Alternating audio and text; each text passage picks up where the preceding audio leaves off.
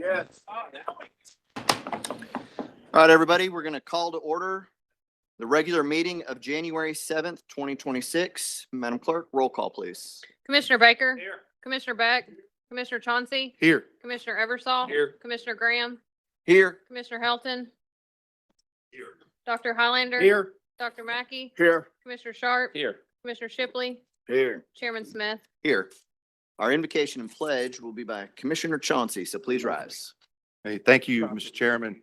It's my honor to invite our former Hamilton County Sheriff, Jim Hammond, to lead us in our invocation, and I will lead us in the pledge. Thank you. Let's pray. Father, in the name of Jesus, we come before your presence with this body of folks that are interested in government and good government here in this county. We thank you for the commissioners and the countless hours they spend on deliberating. We thank you for the agenda today, and we pray that it would go according to your will. We will see this county continue to move forward. We thank you for your love for us. In Jesus' name, amen. Amen. Amen. Please face and salute the flag. I pledge allegiance to the flag of the United States of America and to the republic for which it stands, one nation, under God, indivisible, with liberty and justice for all.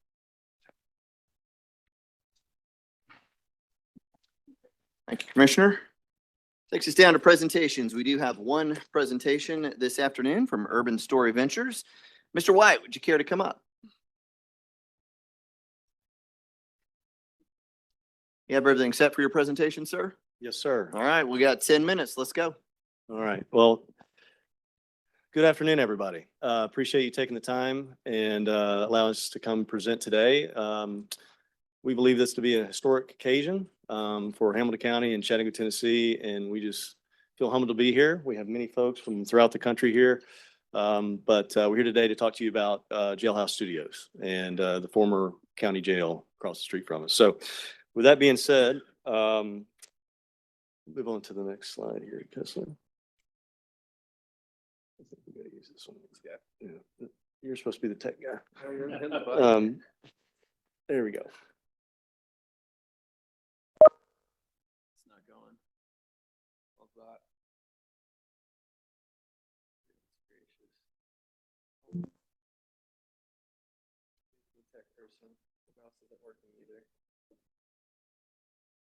We're on it. Give it just a second. We got.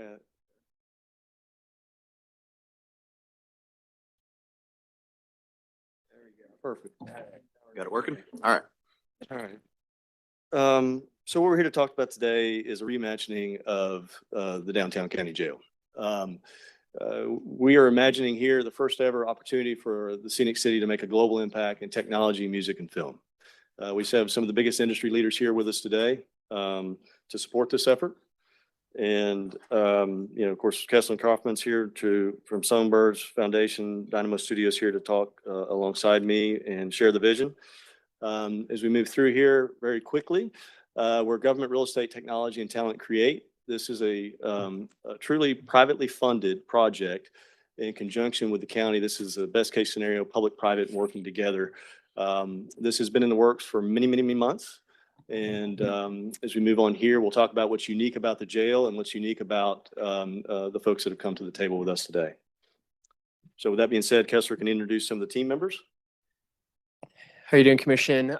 So today we have a handful of the top rung of the ladder leaders, quite literally globally in their respective fields. So Rodney Jerkins, Darkchild, everyone from Michael Jackson to Bieber to Lady Gaga to you name it. Lots of Grammy nominations, lots of Grammy wins, hundreds and hundreds of platinum records.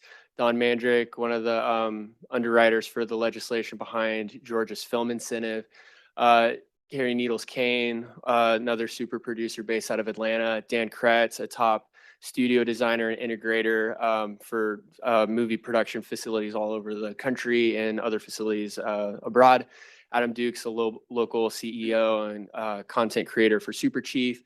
Bryce McGuire, local filmmaker who wrote and directed a movie. He wrote it at a Common House here in Chattanooga, and then it turned into a massive flick globally.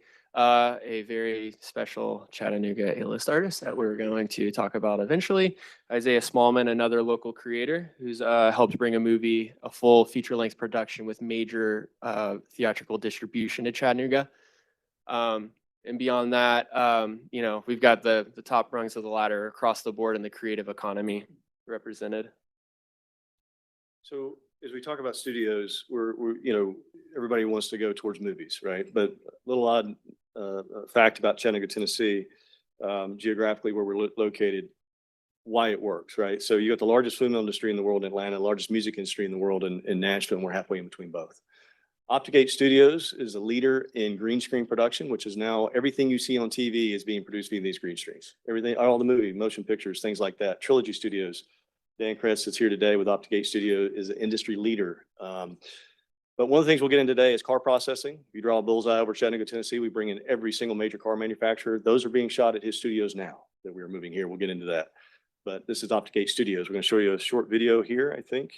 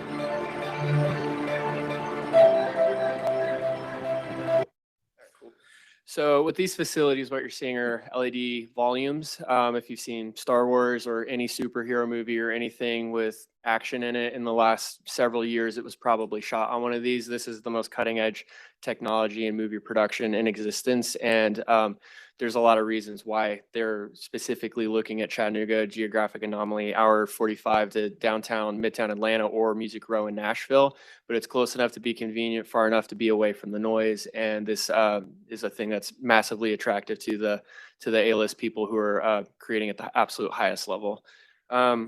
So you can see just some of the facilities we visited over at Dallas. These are all studios that Dan has built. Sorry, go ahead. Yeah, again, you can see here, this is our trip to Dallas. You know, you can see the Welcome to Jailhouse Studios. These scenes, these green screens are programmable. Whatever you can imagine, you can create here. Talk about the So one of the things we do is we bring writers and producers in. These photos you're seeing, this was a writer camp we did a year and a half ago. We rented a huge house on Airbnb up on Signal, brought some of the top songwriters, literally from all over the world, everywhere from Turkey and Sweden to LA to Atlanta to New York, and they all congregated here to Chattanooga. And you know, one of the things that struck me that Rodney said unsolicited, he's like, this was the best writing camp of his career. Mind you, he's worked with Michael Jackson, so I thought that was pretty cool. But you know, Chattanooga's got those things that are just special. It's those things you can't replicate. You can't just like, you know, put a facade up somewhere else. Like Chattanooga is that special for this type of work. So one of the things that's most critical to this project and essential to what we're building is workforce development. This will be the most high-end classroom on earth. Every single facility we're building was built with highest level production in mind, but making it a regular ongoing opportunity for students. So if there's a student here that is like, I want to do this, it's like, okay, well, you go down the hallway and you'll work with the top person who's, you know, doing this actively. One of our students, Charles, is back here. He was learning photography and videography with us and working on it at school. And then, you know, we took him to Atlanta and he shot a huge video for, you know, this little artist named Ludacris, and then all his friends, which was inclusive of Usher and Fergie and a bunch of other A-listers, but they learned that in school here in Chattanooga. So this just takes this to a whole new level. And that studio you're seeing there, that's the studio we build at Center for Creative Arts here in Chattanooga. So we're putting our money where our mouth is, and like we're investing with these people, and they're building out these things with ISM grants and all sorts of stuff. But the community's really bought in on this level at the education space. So again, why Chattanooga, right? Halfway in between the largest film industry in the world, halfway in between the largest music industry in the world, with the world's fastest internet and quantum, right? We have the ability to do things here faster and better than anywhere else. And we'll get into some of the partners here that have partnered with this on the data storage side in a second. But Chattanooga is prime time for this. Atlanta is having some of the issues it's having with Teamsters and unions and those kind of things. We won't go down that rabbit hole, but Chattanooga's time is now. And we have literally assembled the dream team, if you will, of thinkers, creators, producers, actors that have come here, 134 members to be exact, from all over the country that are here today to celebrate this moment in time. We move on to the next one. So an example of that, we mentioned Bryce in the Night Swim movie that he did that was picked up by Universal. This was a movie that was shot here in Chattanooga, Tennessee last year. We used one of our existing warehouses we own, and we used 545 acres we have on Signal Mountain to film what is called Dolly. Dolly is being dubbed the next Scream, the next Saw, and now we're talking about a sequel that'll be filmed here in March. And so when Kessler says we put our money where our mouth is, this is not far-fetched. It's already happened. We can go to the next slide. And this is what it's all about, everybody. Proudly produced on film in Chattanooga, Tennessee. Shoot scenes in the scenic city, right?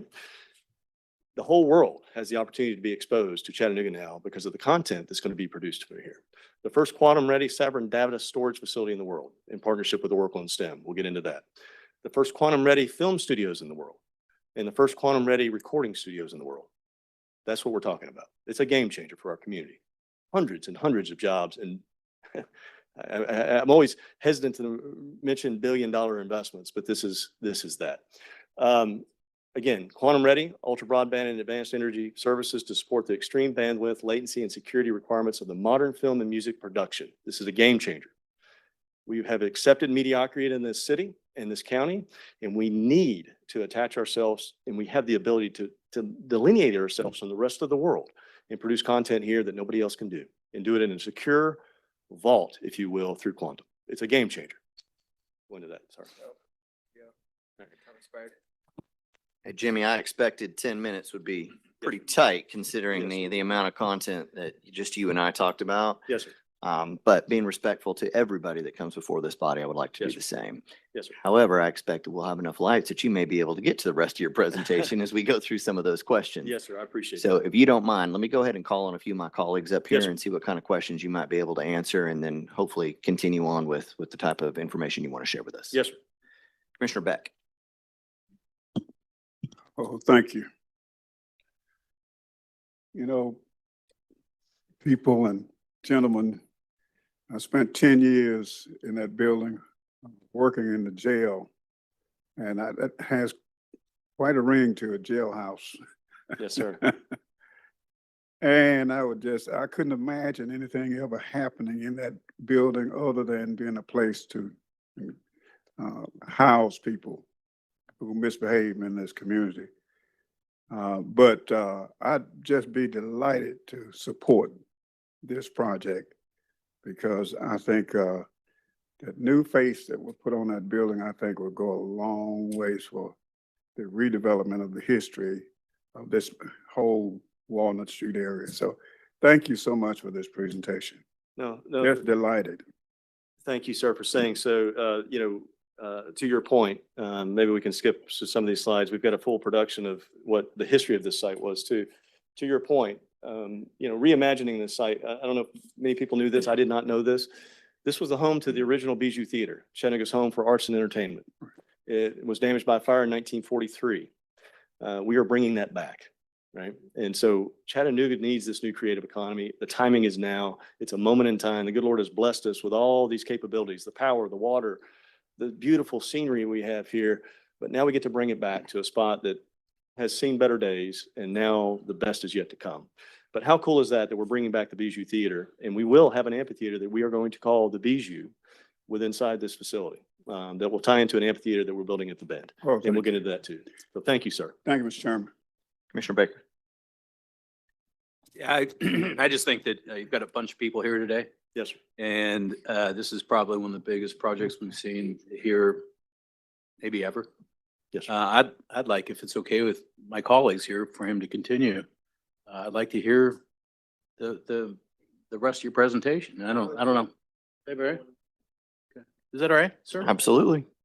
Let me get through these lights first, Yes, sir. and then Thank you. we'll continue on. Yes, sir. Commissioner Sharp. Thank you. The same request. I was just going to ask if he could continue. Personal point of privilege, that's all. Yeah. Sean. Thank you. Commissioner Graham. Me too. That was what I was gonna ask, is let them finish their program. And it might take another 10 minutes, it might take 15, might take a half hour, but something that's this big, I think we need to allow them to finish what they brought us here to hear. So, thank you, commissioners. and- Some might say that I expected that. Well, I'm just glad I didn't get tasered over here like we talked about before, Yeah. but I don't have a heart condition, so I think we're okay. But I think we can get through this in the next few minutes. We just have a few slides left, so thank you for your support. Again, as we get into the former jail, I'm going to bring up some of our colleagues here to talk about the actual design of the building that we've already laid out and how these spaces will work together, which I think you will be very impressed with, because what is unique about this jail is perfect for us. The amphitheater, the cafeteria, we can feed the crews, and the education piece is very important to this too. So with that being said, we can show some of the renderings here. This is Craig Peavy from Tinker Ma and Michael Wright, formerly with the city of Chattanooga, now with Urban Story Ventures, head of construction and development. Good afternoon. Afternoon. We're just going to do a brief kind of summary of where we've already spec'd out spaces for what's going to happen on each floor.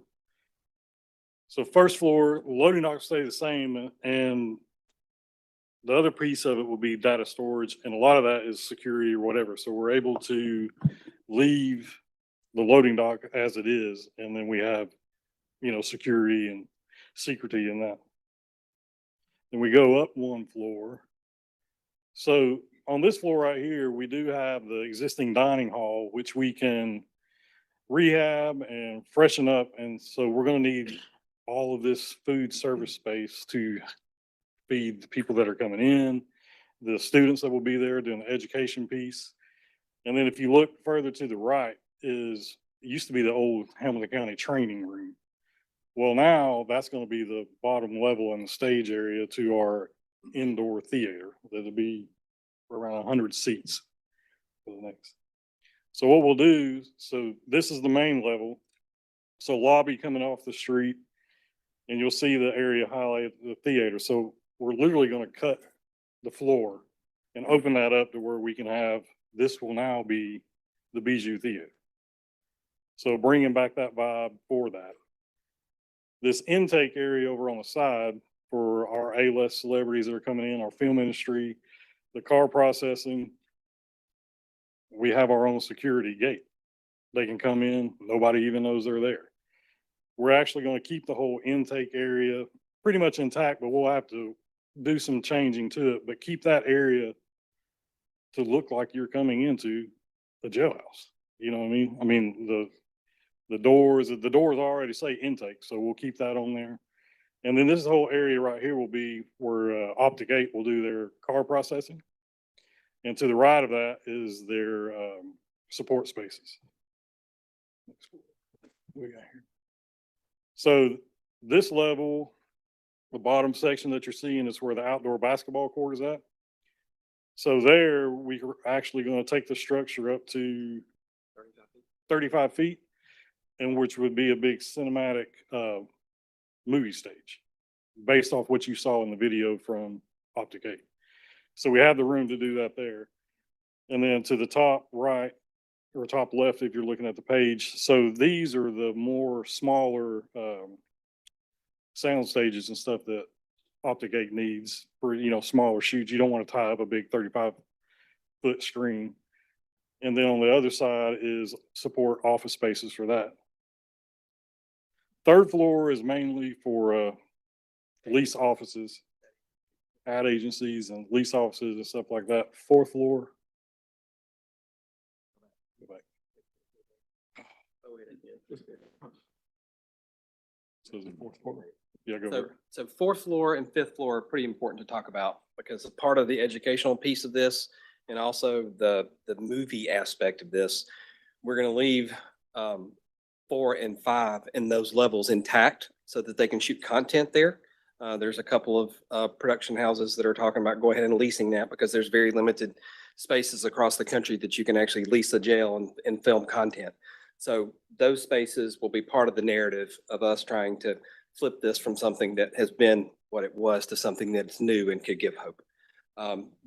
The portion to the immediate, I guess that would be to the east side of that, would also be 2 stories. And on that side, it would be the music production spaces. So essentially, those 2 floors, we're going to leave half intact and half renovated so that they can kind of job together. The 6th floor is the residential component that allows us to build out some rooms.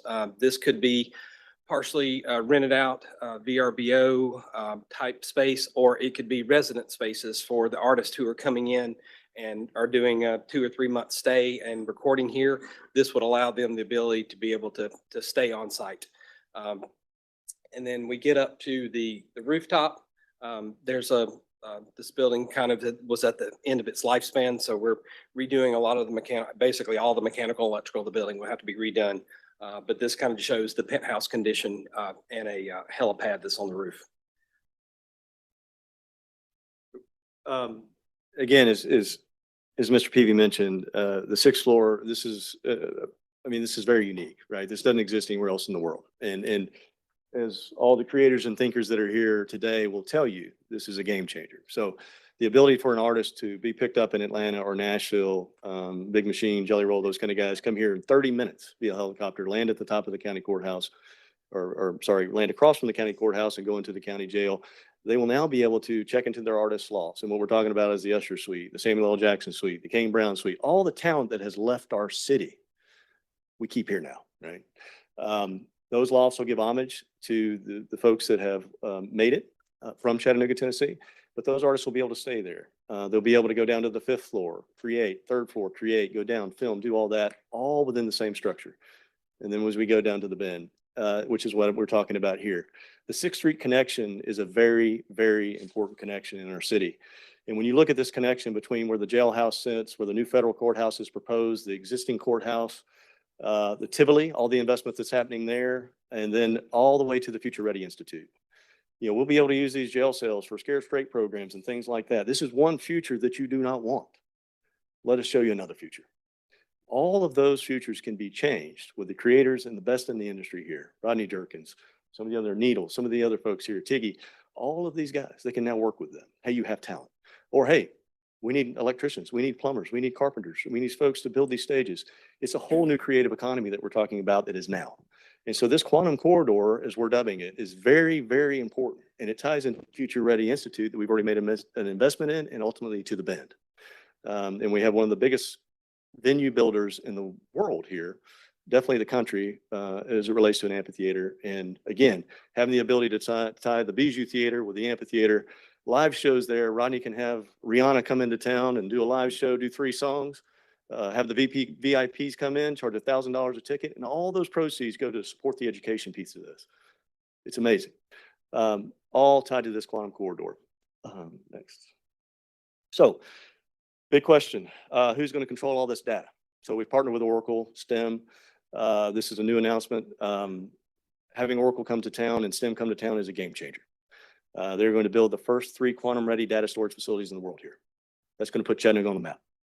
And when that happens, everyone is going to want to store their data here. They're going to be exposed to the market, and all these businesses are going to want to come here and plant a flag here.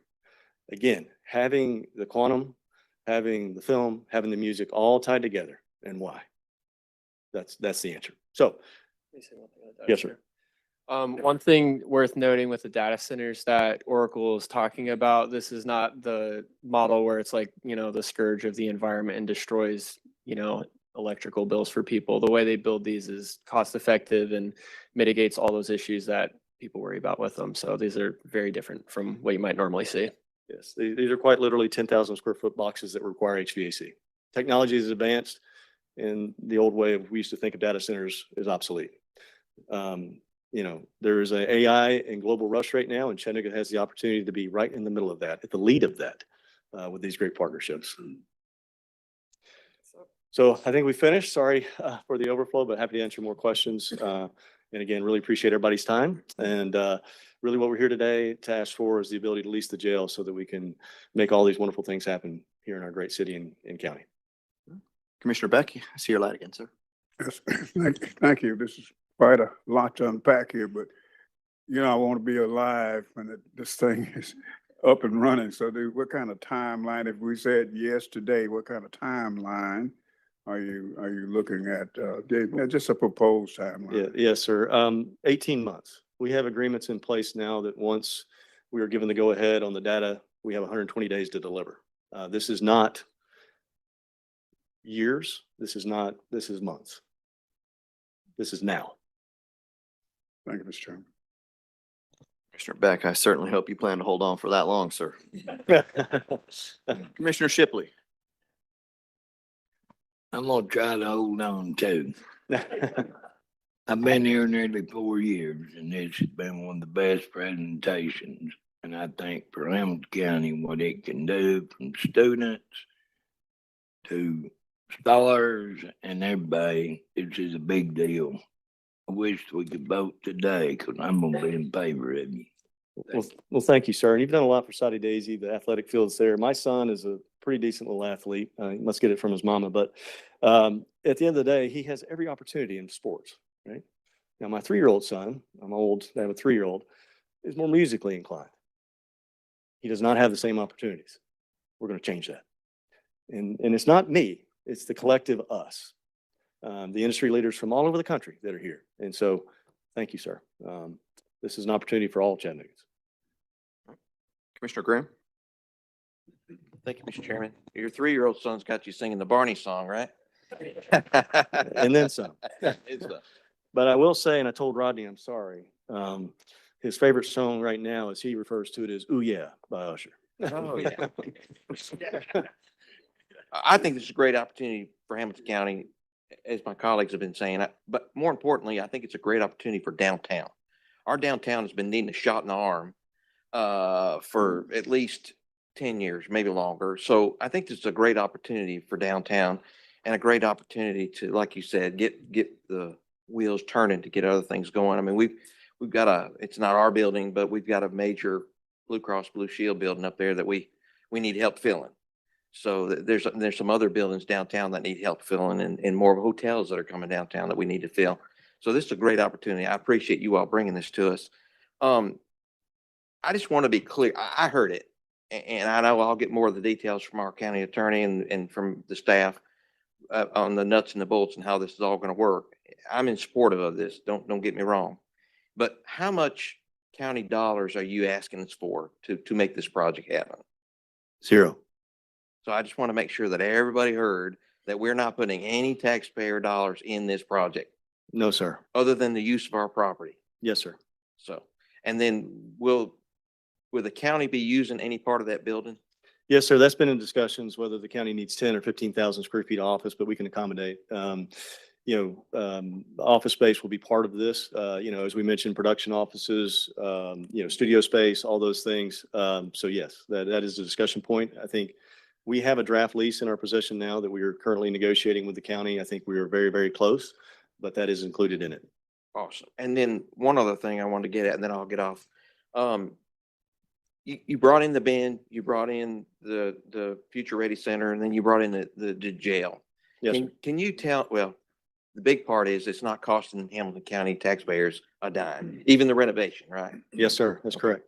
So can you tell me briefly on the way that those three all tie together, especially with the jailhouse and the Future Ready Center? Yes, sir. Great question. And as of yesterday, this will be an announcement that's coming to, I don't know if Hillco Global is present today, but my new partner is Hillco Global, a very large fund that is helping support and recapitalize the Bend.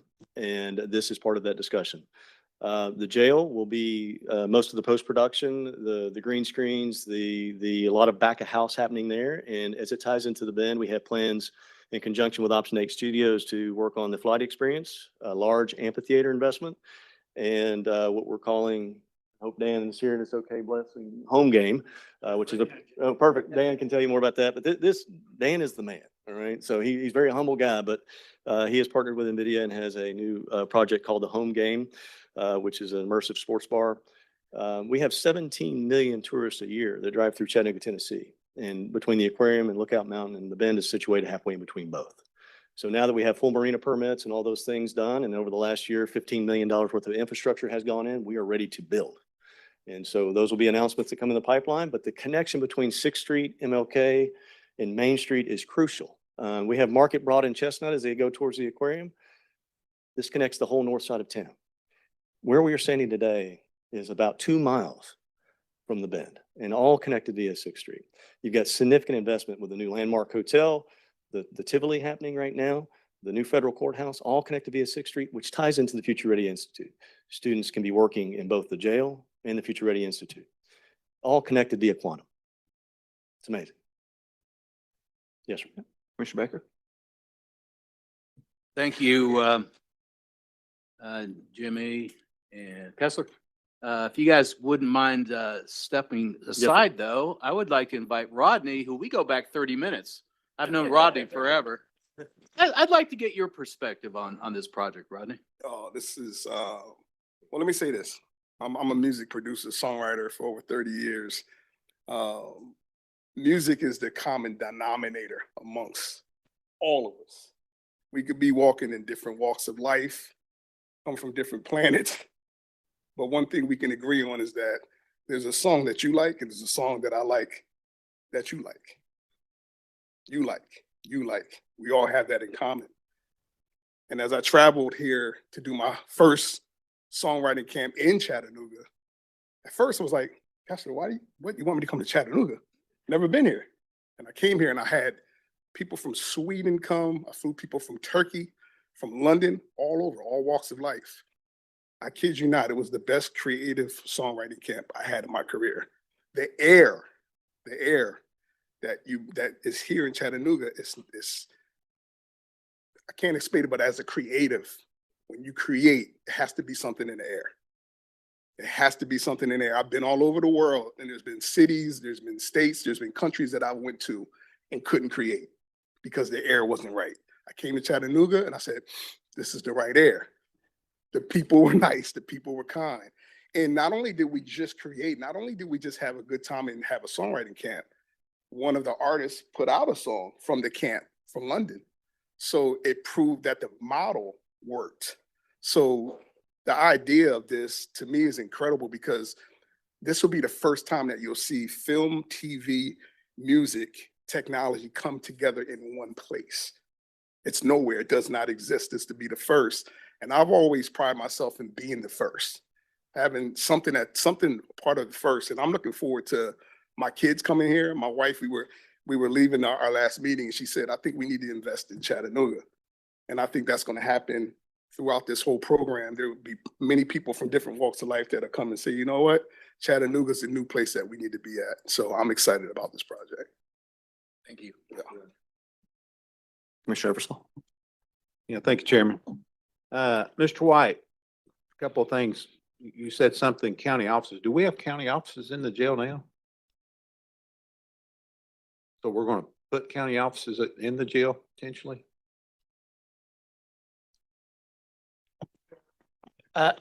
Potentially, sure. If there's Class A office space that can be utilized at no rate right across from the courthouse between the courts buildings, we are interested in that potential. That was one of the things we talked about when we initially, and again, there's a lot of things going back and forth, but there were some key things that were required. One of them was the availability of some space. Yep. It may be that we don't use the space that's much better utilized. That's kind of a commission mayor's decision in the future. He may be able to outfit it better, but we did ask for some value in space. Okay. I think it's kind of a commission is the properties that falls on this body. I'm just concerned, we can't grow offices everywhere. That's one thing we gotta be careful with. Second question I've got is what's the length of the lease that we're looking at potentially? Because I understand we're working we're negotiating back. But what are we potentially looking at, Mr. White? Yes, sir. There's a couple of terms that have been thrown around, 25 to 50 years, but there's performance-based clauses in there, and we want those. This is, one thing that we're working through, of course, is with the financing, with banks and those kind of things. They like to see the lease term longer than their mortgage. And so, but we'll get those details worked out. And again, I think ultimately that lease will come back before this body to vote on. But yes, I think 25 to 50 years with options to extend, because obviously there's going to be significant investment in this project and over time. Good. Yes, sir. One thing I wanted to mention real quick about county value in terms of leased space. One of the things that we're intending to have here are like ongoing county classrooms. Is this being like, the ultimate hub for a creative economy, Future Ready Institute? Those would be county facilities ideally. Okay, that makes sense.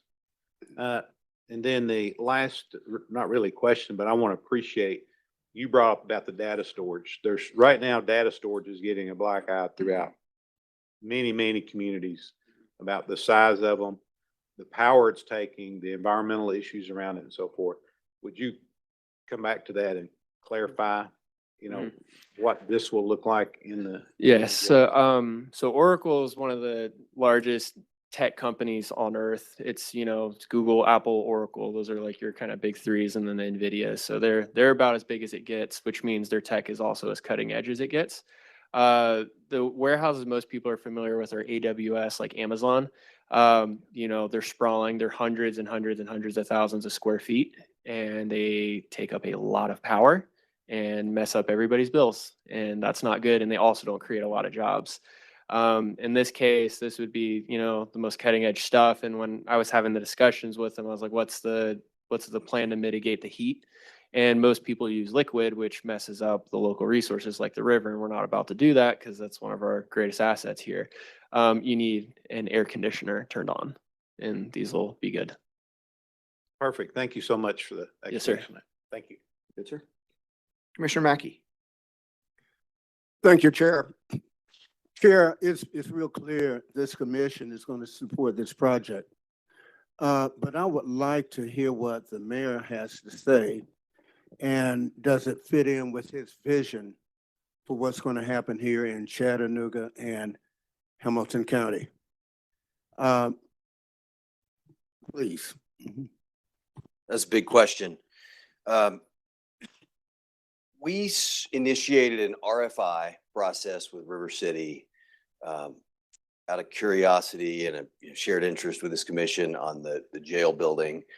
When I came into office, River City had done some work at the request of Mayor Coppinger, and Todd Lehman had been involved in that process. And part of what we learned was that the building is, from the county's standpoint, as much a liability as it is an asset. It's a very difficult building to redevelop. You've seen a few successful jail redevelopments across the country, but this building is predominantly steel and concrete, and it's not an easy project. At a gut level, frankly, we always thought that there was some use for it out in the future. It's a reason that we've not pressed this issue with you all over the last 3 years. It's not because we haven't thought about it. When we went through that RFI process with River City, there were no formal responses, but not too long after, Jimmy came to us with a vision that ties into the Bend. Obviously, we've been supportive of Jimmy's vision at the Bend all along. I don't know how long ago it's been, a year plus ago, met Rodney up on Signal Mountain when they did this writers camp.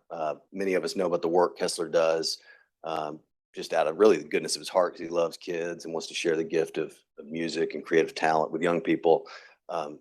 So Dr. Mackey, no doubt that this kind of activation downtown, we'll be talking later in the meeting about activation on Broad Street. It's very much aligned with what we want to see happen. Dr. Mackey, you and I talk a lot about downtown, right? This is our shared living room in a way that Rodney describes music is a language that we all speak. Downtown's a part of town that matters to people on Signal Mountain, Soddy Daisy, Red Bank. I think it may very well make the county campus a little more cool than we government people make it on a daily basis. Thank you, Mr. Mayor. It is so good to hear that the mayor's vision is aligned with what they're doing. And And I never would have imagined, and I look at the former sheriff there and wonder what he think about this. You, go ahead.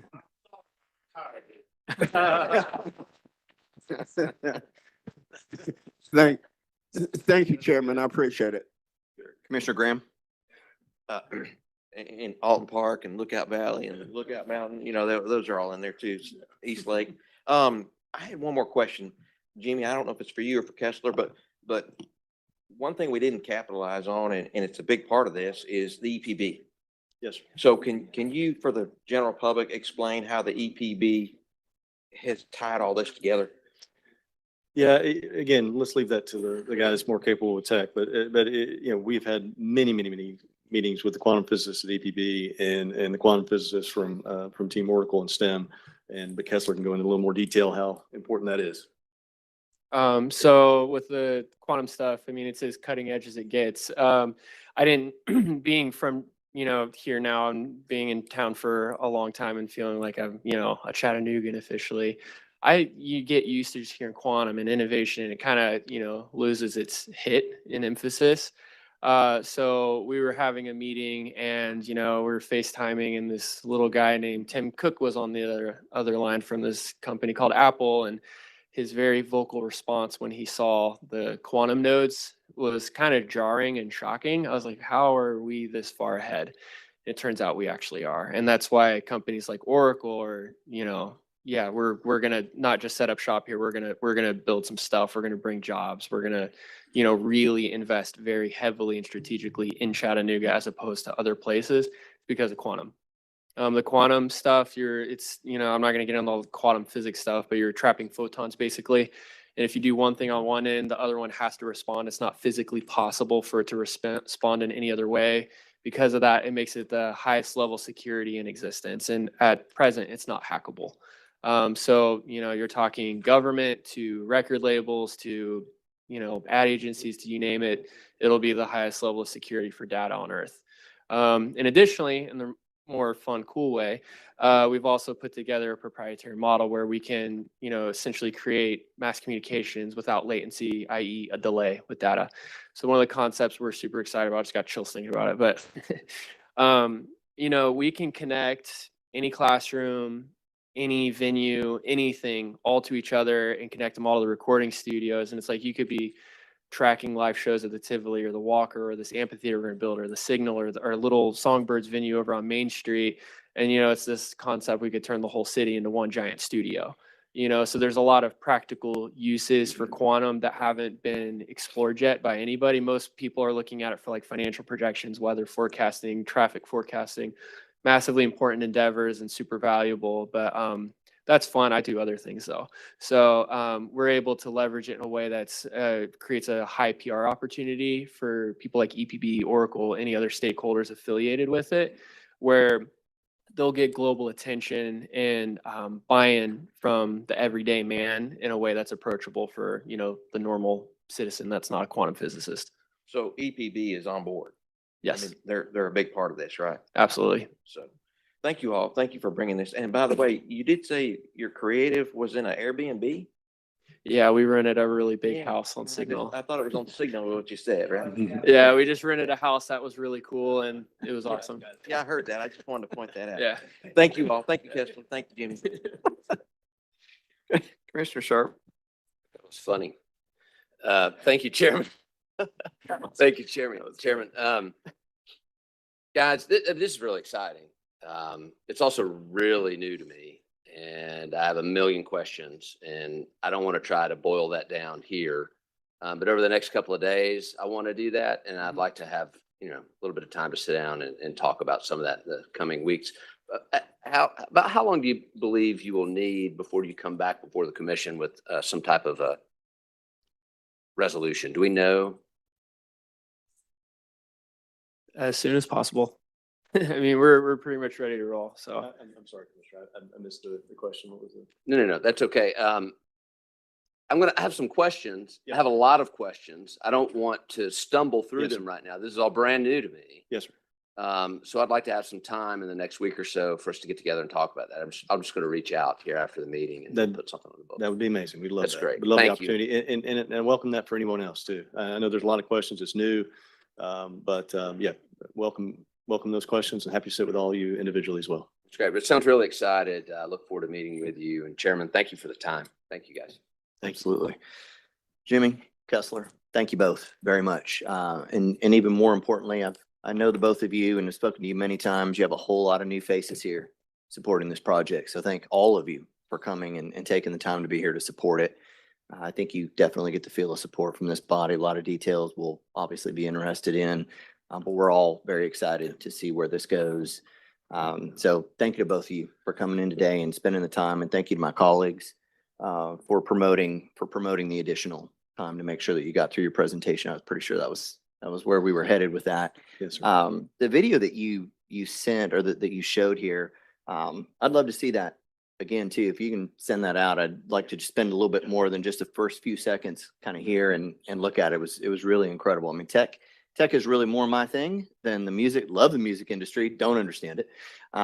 Tech, however, is my thing. Yes, sir. And speaking of that, is there anybody here that is representing Oracle today? They're flying in. Yes, they will be here this evening. They were delayed, but they were going Yes. to be here. They'll be tonight. Tonight, 7 I'd o'clock. love an opportunity to talk to them as well and just hear from them and hear their excitement. I mean, having the excitement here means a lot for us and the community. It's not just hearing a plan, but the excitement really changes things. So I would like to hear from them as well and kind of what they're thinking would be Yes, sir. great. Yes, sir. That absolutely can happen. They will be here this evening. Also, Dan Kretz is here from Opticate Studios. He is the one responsible for the content that you have seen and is the cutting edge technology. So he is quite literally the man that is doing this all over the globe right now. So, but if there's any specific questions that relates to those videos, Dan would be the man that can actually answer those. So Excellent. thanks. All right, everybody, thank you so much for being here. Thank you, sir. Thank you.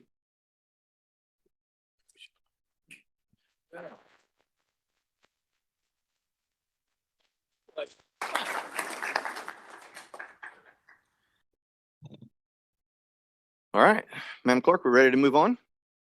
All right, let's get down to minutes. Let's give just a second. Let our guests depart.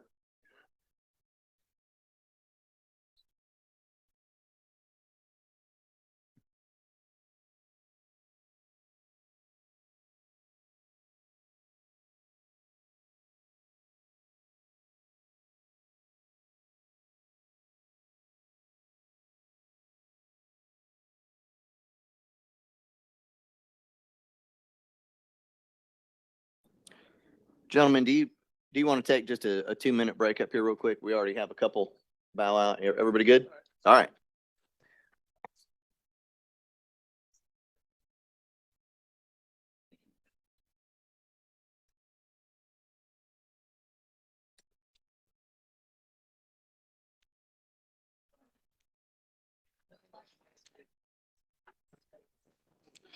All right, Madam Clerk, we're moving down. Minutes needing entered and recorded for December 10th, 2025 recess meeting, December 10th, 2025 agenda meeting, December 17th, 2025 regular meeting. What's the will of the commission? Move for approval. Second.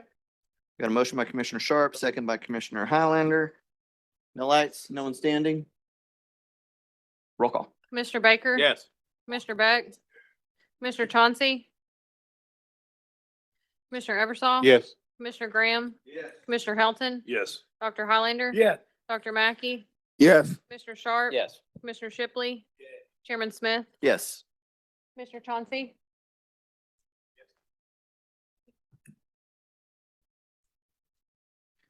All right, moving on. Reports. We have 2 reports to enter into the record. Is that correct? Will Madam do, Clerk? Mr. Chairman. Thank you. And just for everybody here and in the commission themselves, as a reminder, today's meeting is a combined meeting. So we'll be running it as a regular meeting. So all items are committee of a whole. And with that, we'll go down to resolutions. Madam Clerk, please read 126-1. Resolution 126-1, a resolution to approve and accept applications for notary public positions and the bonds and oaths of notaries previously elected. Got a Got a motion by Commissioner Graham, second by Commissioner Beck. No lights, no one standing. Roll call, please. Commissioner Baker, Yes. Commissioner Beck. Yes. Commissioner Chauncey, Yes. Commissioner Eversol. Yes. Commissioner Graham. Yes. Commissioner Helton, Yes. Dr. Highlander. Yes. Dr. Mackey, Yes. Commissioner Sharp. Yes. Commissioner Shipley. Yes. Chairman Smith. Yes. 126-1 passes. Madam Clerk, 126-2, please. Resolution 126-2, a resolution to confirm the appointment of Jack Cruzy and the reappointment of Bill McGriff by the county mayor to the Hamilton County Water and Wastewater Treatment Authority Board of Commissioners. Move to approve. Second. I've got a motion by Commissioner Sharp, second by Commissioner Highlander. No lights, no one standing. Roll call, please. Commissioner Baker. Yes. Commissioner Beck. Commissioner Chauncey. Yes. Commissioner Eversol. Yes. Commissioner Graham. Yes. Commissioner Helton, Yes. Dr. Highlander. Yes. Dr. Mackey. Yes. Commissioner Sharp. Yes. Commissioner Shipley. Chairman Smith. Yes. 126-2 passes. Madam Clerk, 126-3, please. Resolution 126-3, a resolution making an appropriation to Chattanooga Outreach in the amount of $1,000 from general fund travel discretionary monies as allotted to District 2. Move to approve. All right. I've got a motion by Commissioner Mackey. I didn't catch a second. It was down to my right. Commissioner Beck. No lights, no one standing. Roll call, please. Commissioner Baker. Yes. Commissioner Beck. Yes. Commissioner Chauncey. Yes. Commissioner Eversol. Yes. Commissioner Graham. Yes. Commissioner Helton, Yes. Dr. Highlander. Dr. Mackey. Yes. Commissioner Sharp. Yes. Commissioner Shipley. Yes. Chairman Smith. Yes. 126-3 passes. Madam Clerk, 126-4, please. Resolution 126-4, a resolution approving the purchase of Trend Micro Antivirus and Security Operations Center service licenses amounting to $68,974.33 from GHA Technologies Incorporated from the Omnia Partners Purchasing Corporative for the Hamilton County Sheriff's Office and authorizing the county mayor to sign any contracts necessary to implement this resolution. Move to approve. Got a motion by Commissioner Helton, second by Commissioner Highlander. No lights, no one standing. Roll call, please. Commissioner Baker. Yes. Commissioner Beck. Commissioner Chauncey. Yes. Commissioner Eversol. Yes. Commissioner Graham. Yes. Commissioner Helton, Yes. Dr. Highlander. Dr. Mackey. Yes. Commissioner Sharp. Yes. Commissioner Shipley. Chairman Smith. Yes. 126-4 passes. Madam Clerk, 126-5, please. Resolution 126-5, a resolution accepting a donation of $1,000 for the sheriff's office from the family of Mr. Robert and Sandra Purcell and increasing the sheriff's operating budget of revenues and expenditures. Motion to approve. I've got a motion by Commissioner Sharp, second by Commissioner Shipley.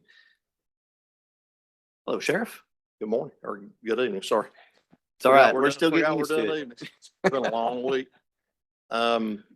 Yeah, so this donation is a result of a funeral escort that my office performed for this family. We don't do this for donations. We don't do it for anything other than to respect a person who has passed. And the family explicitly requested to do this.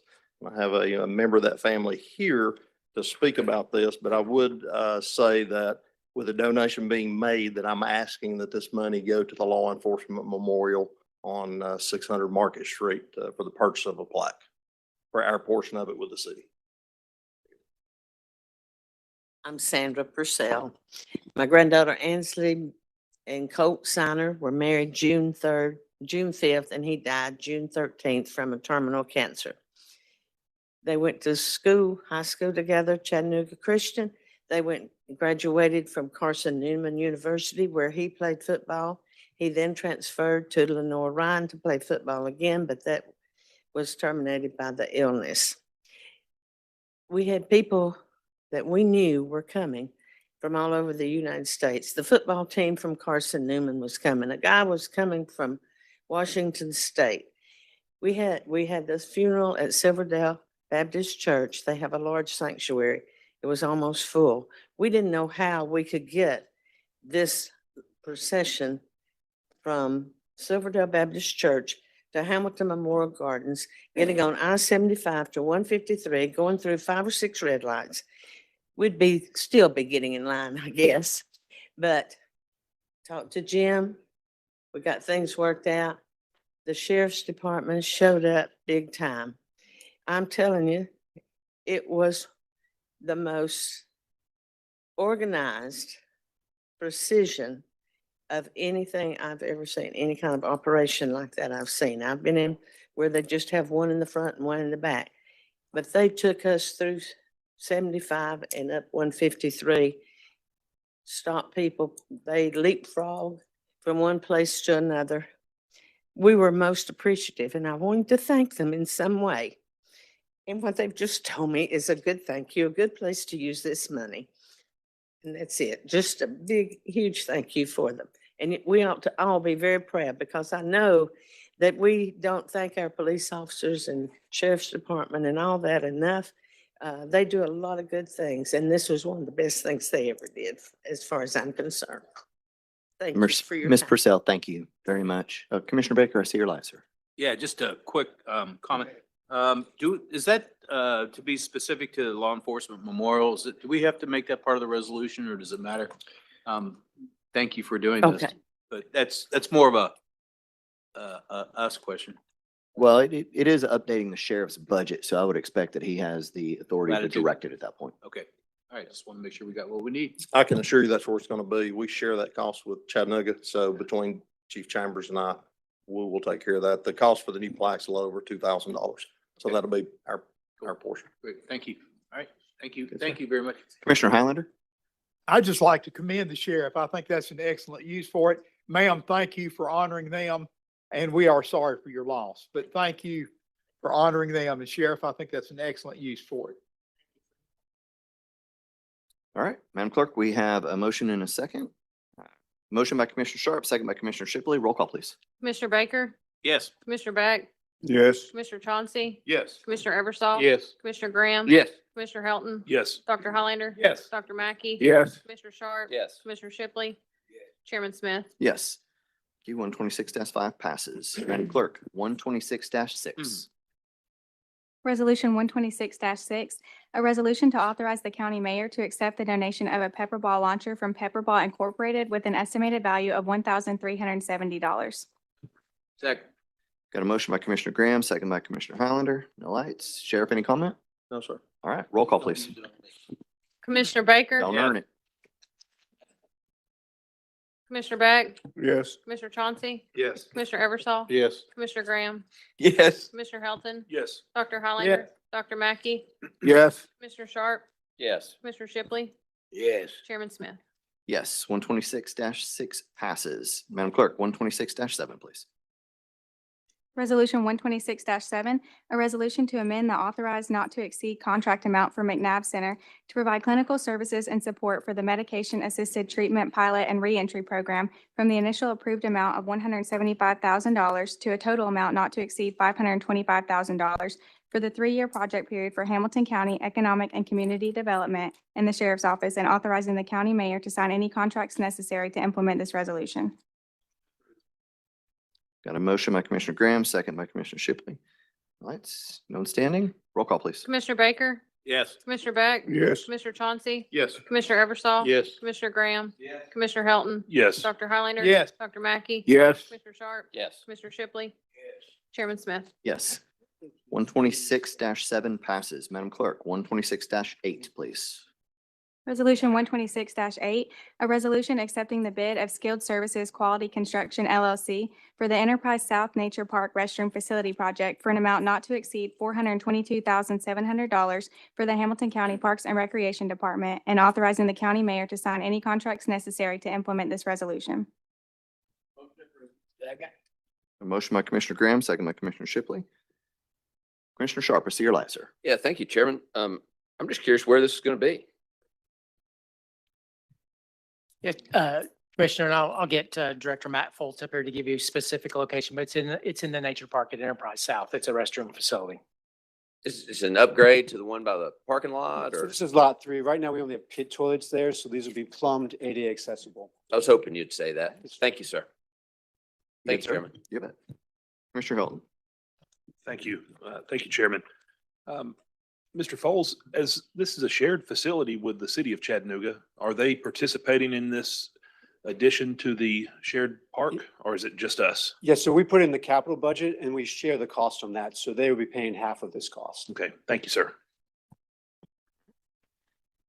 No further lights. Madam Clerk, that was a motion to approve by Commissioner Graham, second by Commissioner Shipley. Roll call, please. Commissioner Baker? Yes. Commissioner Beck? Yes. Commissioner Chauncey? Yes. Commissioner Eversol? Yes. Commissioner Graham? Yes. Commissioner Helton? Yes. Dr. Highlander? Dr. Mackey? Yes. Commissioner Sharp? Yes. Commissioner Shipley? Yes. Chairman Smith? Yes, 126-8 passes. Madam Clerk, 126-9, please.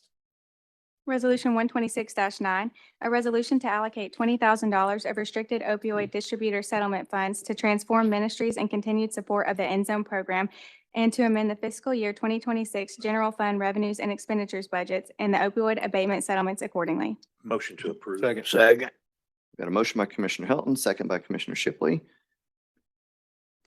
No lights, no one standing. Roll call, please. Commissioner Baker? Yes. Commissioner Beck? Yes. Commissioner Chauncey? Yes. Commissioner Eversol? Yes. Commissioner Graham? Commissioner Helton? Yes. Dr. Highlander? Yes. Dr. Mackey? Yes. Commissioner Sharp? Yes. Commissioner Shipley? Yes. Chairman Smith? Yes, 126-9 passes. Madam Clerk, 126-10, please. Resolution 126-10, a resolution to appropriate $500,000 from the Hotel Motel Fund from the fiscal year 2026 budget to Songbirds Foundation, Inc. to support a Chattanooga Hamilton County history experience. Got a motion by Commissioner Graham, second by Commissioner Shipley. Mr. Mayor? Chairman, it's already been a long meeting, so we'll try to be brief. I've got a few prominent members of our community standing up here with me to talk about history for a minute. History, I suppose, is a little bit like music in that we all share it. It brings a lot of us together, particularly in a community with history as riveting as this one. And not all of us have taught history in the way that Drs. Highlander and Mackey have, but we certainly enjoy it. This project, aligned with America's 250th this year, has given us an opportunity to tell our story, the shared story of Chattanooga and Hamilton County, better than I think we have in recent years.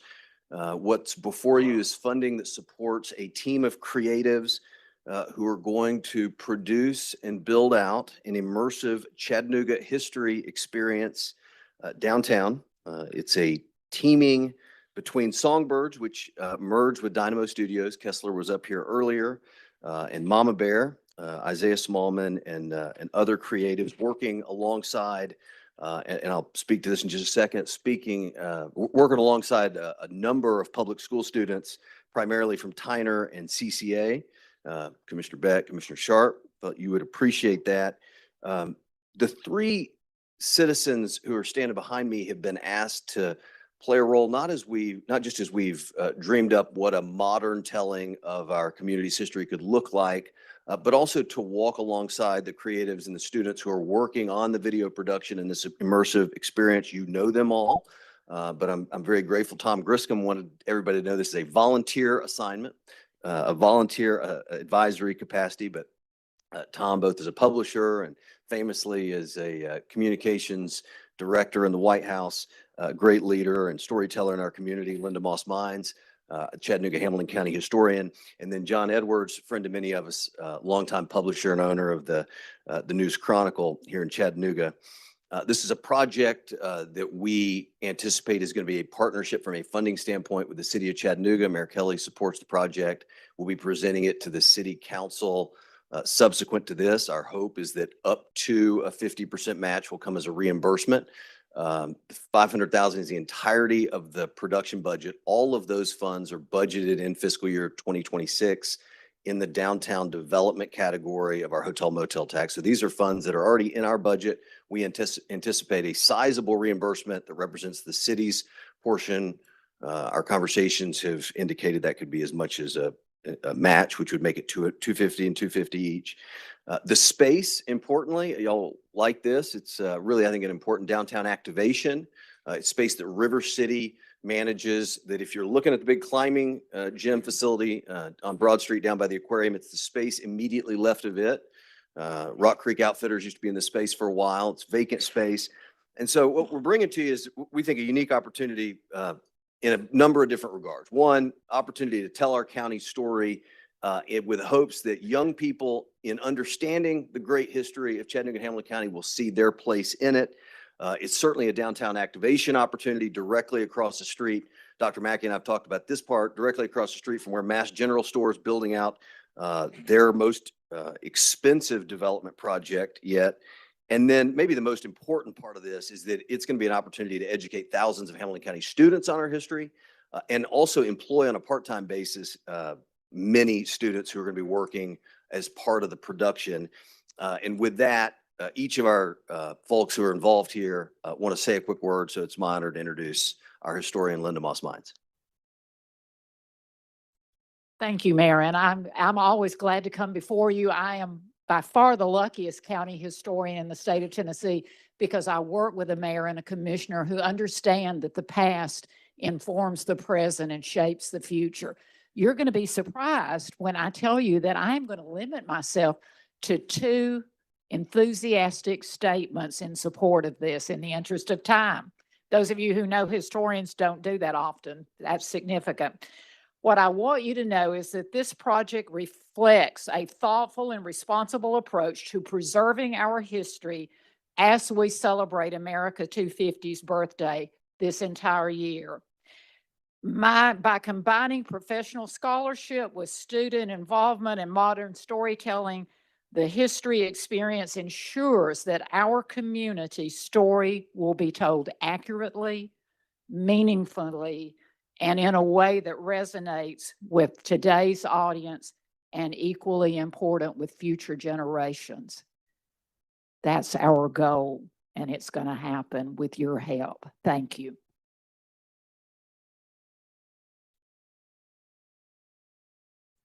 Mr. Mayor, county representatives, my name is John Edwards III.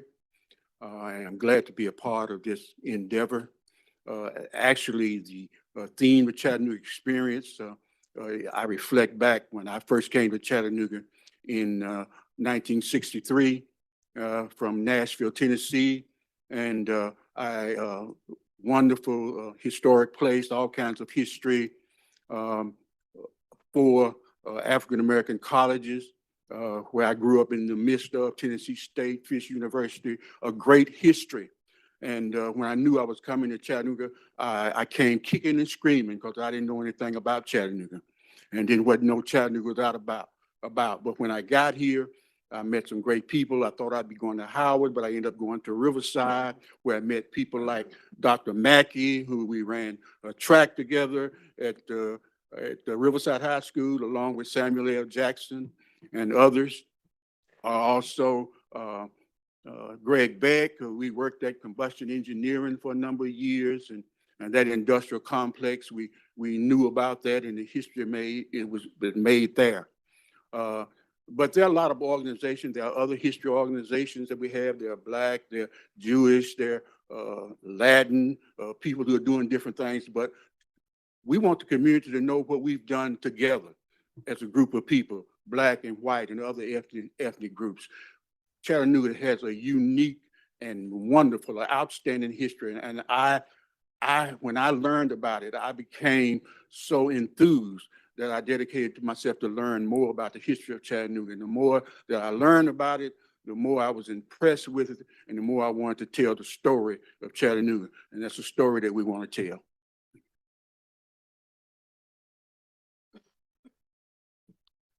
Every community has a unique story to tell.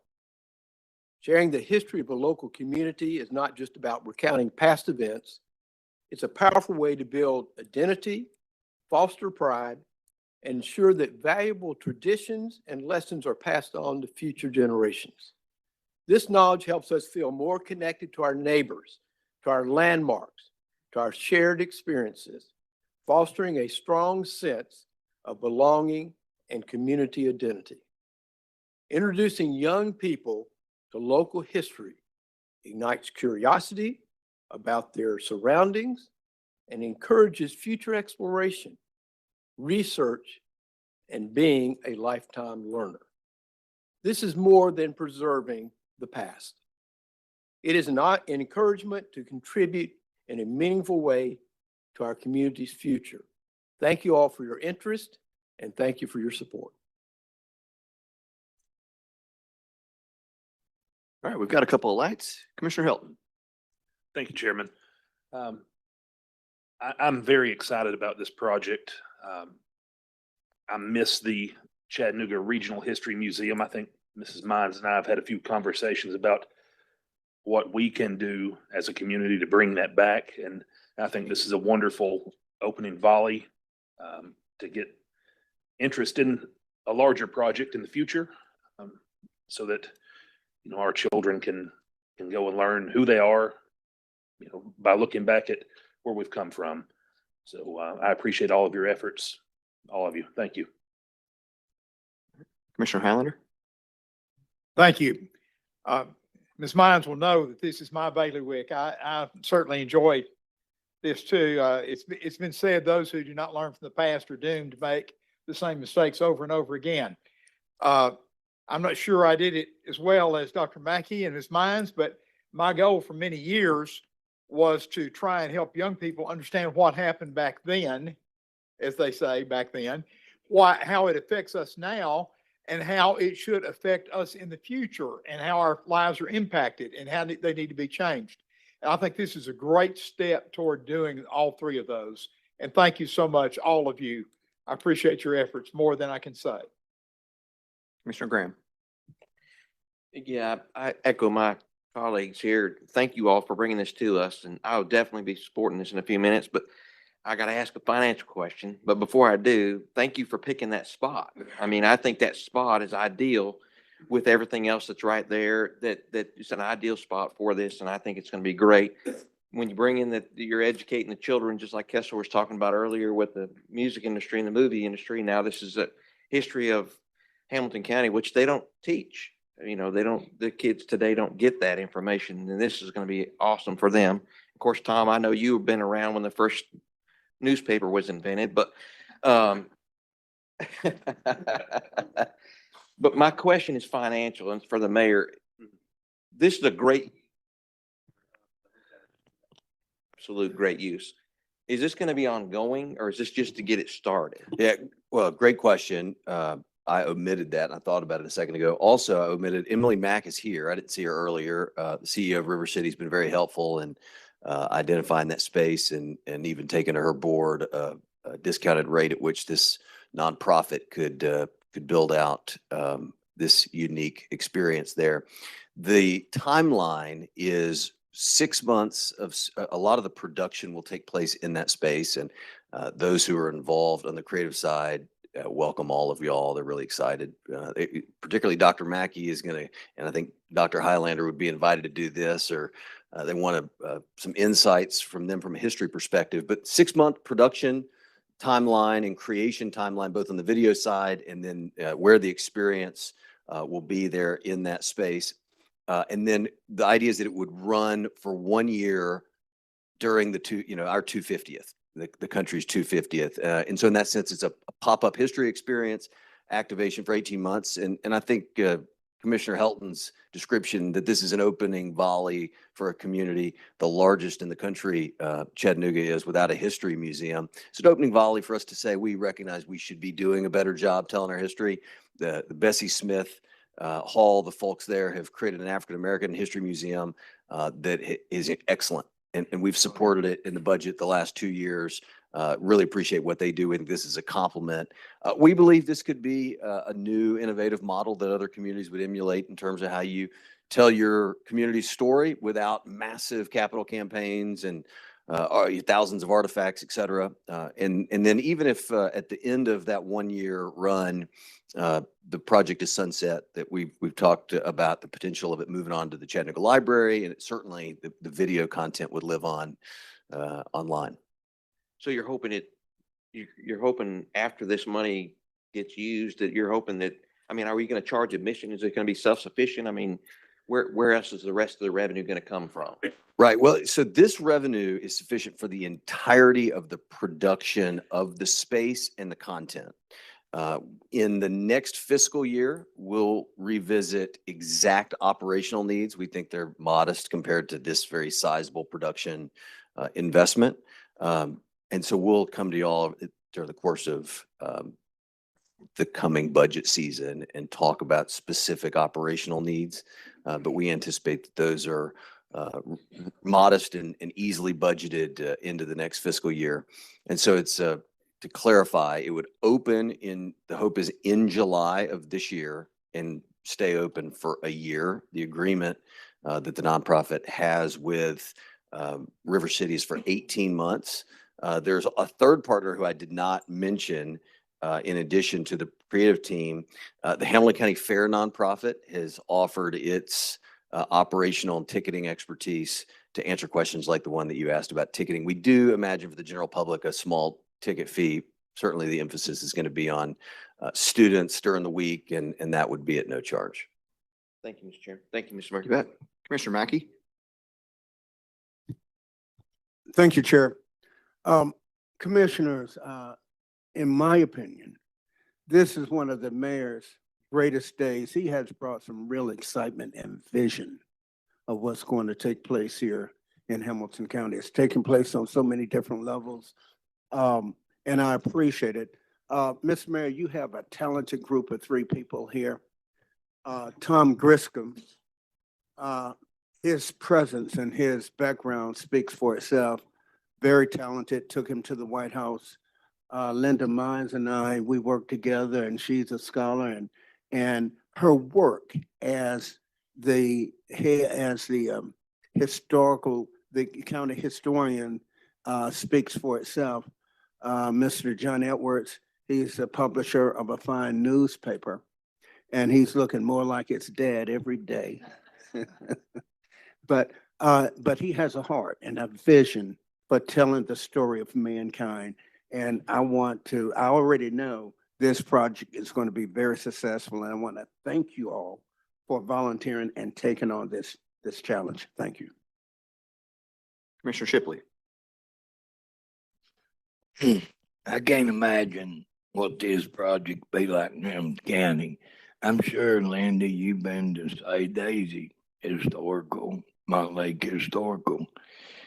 For a little town like we got, we have so many people come to that old bank building to see how the mines worked, how the community started, the old mining homes along the side of the mountain and down Durham Street. It's exciting to our community. I know it's going to be exciting here in Hamilton County and Chattanooga. Thank y'all for your efforts.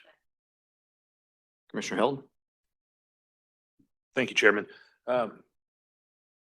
My fellow commissioners, I hope we watch this and I hope it's successful. And I want y'all to keep in mind that the old Regional History Museum, all the artifacts, all the information, all the exhibits are archived and in storage. And, perhaps we could help resurrect something like this in our community.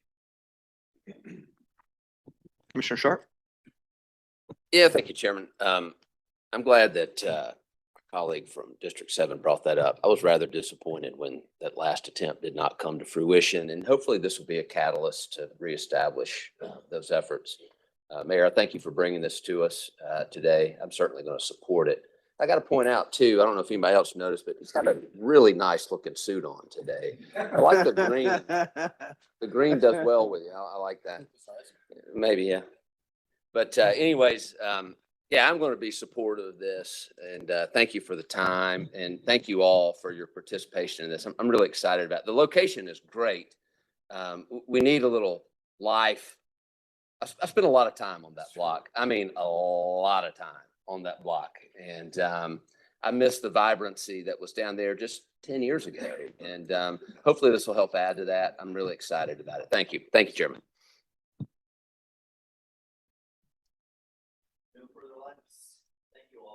Mr. Mayor, as always, thank you for bringing these types of projects forward. Very excited about it.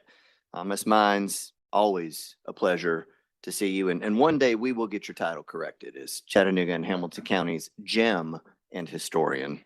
I'd like to just go ahead and make sure we add that in. And Mr. Grisham, I heard you were open for other volunteer opportunities. Is that right? Is that right? Okay, just making sure we're being specific. And I only had one final question, Mr. Edwards. I've actually spent time in your office, but my question today is more related to who was faster, you or Commissioner Mackey? He was a statewide champion in the long jump. I ran the 400. So who was faster? As far as speed, You were faster. Okay. All right. That's what I thought. I just wanted to make sure to get that on the record. All right. Thank you all very much. Truly appreciate it. Madam Clerk, we've got a motion by Commissioner Graham, second by Commissioner Shipley. Roll call, please. Commissioner Baker? Yes. Commissioner Beck? Yes. Commissioner Chauncey? Yes. Commissioner Eversol? Yes. Commissioner Graham? Yes. Commissioner Helton?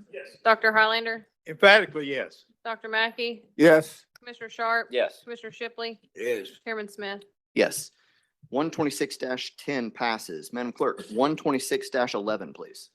Resolution 126-11, a resolution to amend the Hamilton County Air Pollution Control Regulation by providing the increased permit and certificate fees. Got a motion by Commissioner Graham. Is there a second? Second by Commissioner Shipley. See no lights, no one standing. Roll call, please. Commissioner Baker? Yes. Commissioner Beck? Commissioner Chauncey? Yes. Commissioner Eversol? Yes. Commissioner Graham? Commissioner Helton? Yes. Dr. Highlander? Yes. Dr. Mackey? Yes. Commissioner Sharp? Yes. Commissioner Shipley? Chairman Smith? Yes. 126-11 passes. Madam Clerk, 126-12, please. Resolution 126-12, a resolution authorizing the county mayor to accept a Tennessee Department of Economic and Community Development grant for funds from the United States Department of Housing and Urban Development for disaster relief related to the 2020 Easter tornadoes and to be administered by the Southeast Tennessee Development District. Motion to approve. Got a motion by Commissioner Helton, second by Commissioner Highlander. No lights. Roll call, please. Commissioner Baker? Yes. Commissioner Beck? Commissioner Chauncey? Yes. Commissioner Eversol? Yes. Commissioner Graham? Yes. Commissioner Helton? Yes. Dr. Highlander? Yes. Dr. Mackey? Yes. Commissioner Sharp? Sharp. Yes. Commissioner Shipley? Chairman Smith? Yes. 126-12 passes. Mr. Mayor, I'm sorry, I didn't see when you walked up. We can answer questions on an ongoing basis about these projects, but I did just want to point out, without going into too much detail, this has been a long time coming. These tornadoes were in Easter of 2020. The state has had these funds for years.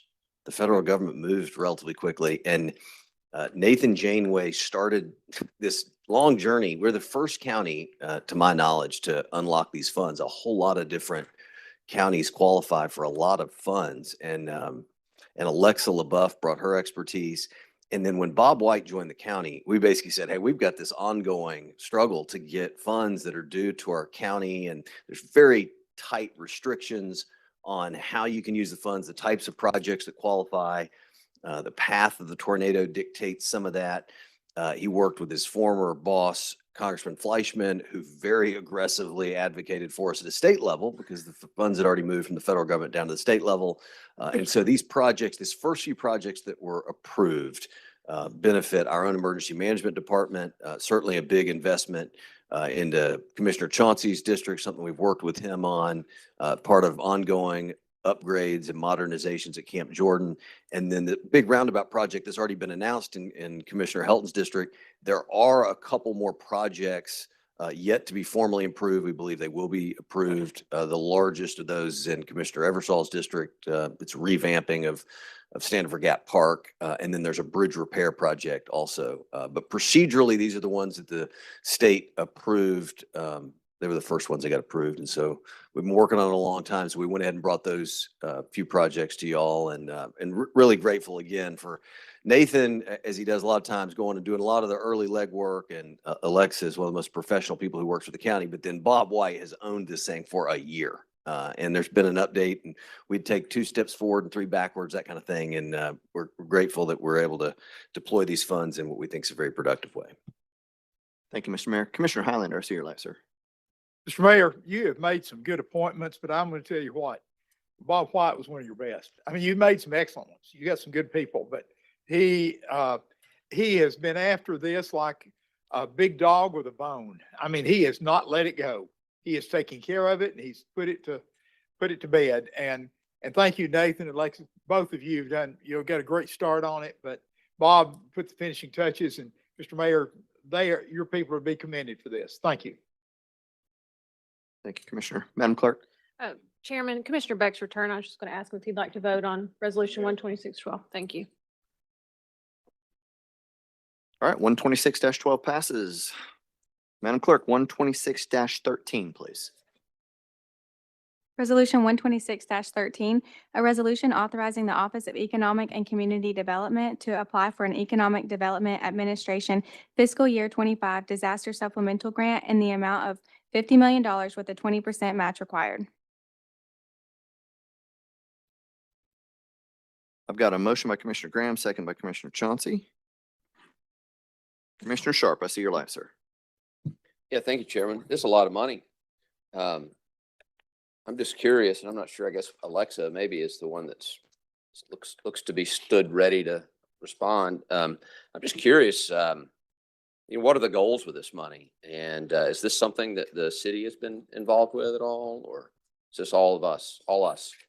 No, sir, it is not all us. This is definitely a collaborative brainstorming effort. We're still in the initial phases, so we don't have the specifics down yet, but really this is about investing in workforce pipelines. The primary pivot of the way that we're thinking about this is the gateway site, the Franklin Future Ready Institute. Okay, so is this for capital expenditures? It will be capital and programmatic at the end of the day. It's allowable for both. Okay. And the 20% match is $10 million. Is that budgeted? Because there has been so much historical investment in this site as well as future projected investment, we don't have the exact idea of what that could look like, but this grant does allow for in-kind. So staffing, capacity, it's not just cash and it's not just, it can be a match from partners as well, not just us. Okay, interesting. All right, well, thank you. Yes, sir. Good, sir. Commissioner Graham? I'll be very brief, Mr. Chairman. Thank you, Yes, Alexa. sir. Thank you for bringing this before us. I've asked for years and you do it. And so do the other departments, but I've asked for years before we get involved in a grant process and there's a substantial match to let us have the first look at it before we apply. And I greatly appreciate that you're doing that. And I mean, I hope we get this, but I greatly appreciate that we have this kind of a heads up so we can start planning for it if we were to get it. So thank you. Yes, sir. All right, no further lights. Roll call, please. Commissioner Baker, Yes. Commissioner Beck, Commissioner Chauncey, Yes. Commissioner Eversol. Yes. Commissioner Graham. Yes. Commissioner Helton, Yes. Dr. Highlander, Yes. Dr. Mackey. Yes. Commissioner Sharp. Yes. Commissioner Shipley. Yes. Chairman Smith. Yes, 126-13 passes. Madam Clerk, 126-14, please. Resolution 126-14, a resolution to allocate expenditures of up to $3,688,739.07 from proceeds from the 2024A bond issue toward certain public safety projects and initiatives.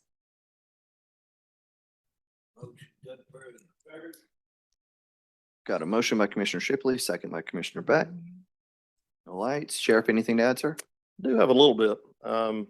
Good afternoon, by the way, so I got it right that time. This bond funding represents a huge capital investment into a couple of the sheriff's office facilities. Also, investment into our future. And, I can cast a vision for what happens in this office, but the 11 members of this body in the county mayor's office help us get it across the finish line every time. I want to tell you that we also were just notified that we were awarded a $1.6 million no match grant that you approved my office to apply for, which will build a new training facility for the sheriff's office. That will be a combined training facility for the Corrections Academy and law enforcement training. This investment, part of this investment out of the bond funding, will help get us consolidated onto the highway department property with our fleet. The 1.6 will build the training facility, but part of this funding will get us prepared to build and also renovate one of those buildings so I can move IT and record staff there. My long-term vision is to return 25,000 plus square feet of space on Dayton Boulevard back to the county and move my personnel to the highway department.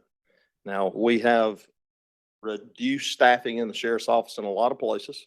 And to give you an idea of some of the things that we're doing that's coming up in the new budget that plays into this is through reallocation of staff. I'm going to create a new patrol district in Appleton that will require 4 deputies for the 4 shifts. We've allocated enough funding to hire 14 additional corrections deputies and to create a new traffic investigator position, bringing my staffing in traffic to 5, with a total of 500 personnel in my new letter of agreement.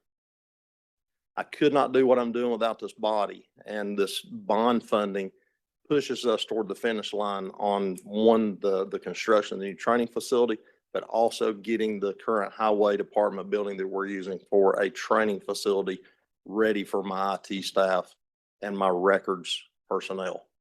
We go to great lengths to manage the taxpayer dollars in this county, my office and the 11 members of this body and the mayor's office.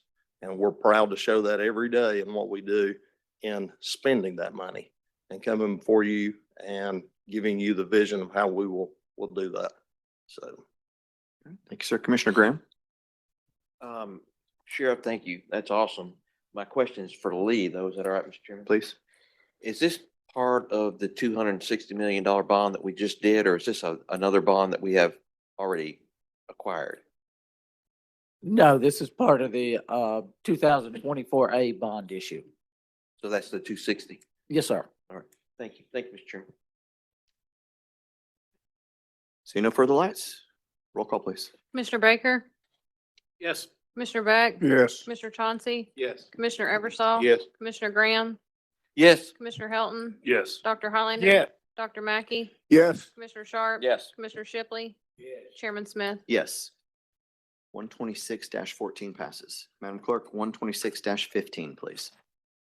Resolution 126-15, a resolution authorizing the county mayor to sign a continuation contract between the Tennessee Department of Health and Hamilton County Health and Social Services Division, doing business as the Hamilton County Health Department for the fiscal year July 1st, 2026 through June 30th, 2027, in an amount not to exceed $1,171,400 to provide care coordination in accordance with the Department of Health's Community Health Access and Navigation in Tennessee model and guidelines. Move to approve.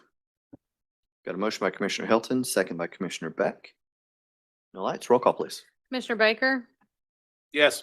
Commissioner Beck. Yes. Commissioner Chauncey, Yes. Commissioner Eversol, Yes. Commissioner Graham. Yes. Commissioner Helton, Dr. Highlander. Yes. Dr. Mackey. Yes. Commissioner Sharp, Yes. Commissioner Shipley. Chairman Smith. Yes. 126-15 passes. Madam Clerk, 126-16, please. Resolution 126-16, a resolution authorizing the Hamilton County Health and Social Services Division operating as the Hamilton County Health Department to apply and if awarded, accept a Tennessee Department of Health Injury Prevention Program grant in the amount of $10,000 for the continuation of the Child Safety Program to distribute car seats to parents of infants and children who are unable to afford restraint devices for the period of July 1st, 2026 to June 30th, 2027. Got a motion by Commissioner Graham, second by Commissioner Highlander. No lights. Roll call, please.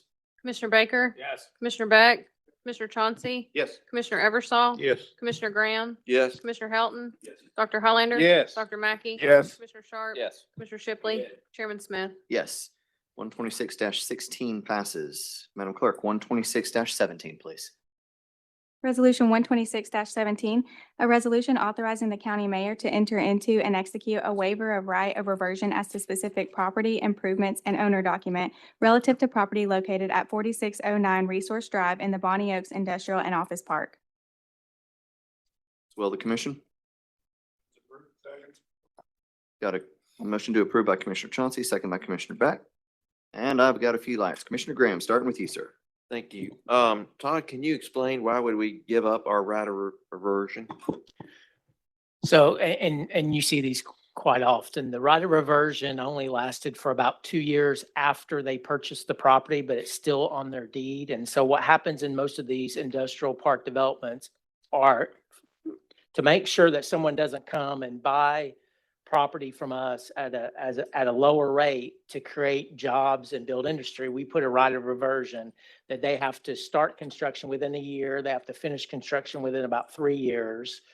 And they have to basically do everything that they've told this commission they're going to do prior to us selling the property. That happened. This property sold in 1990.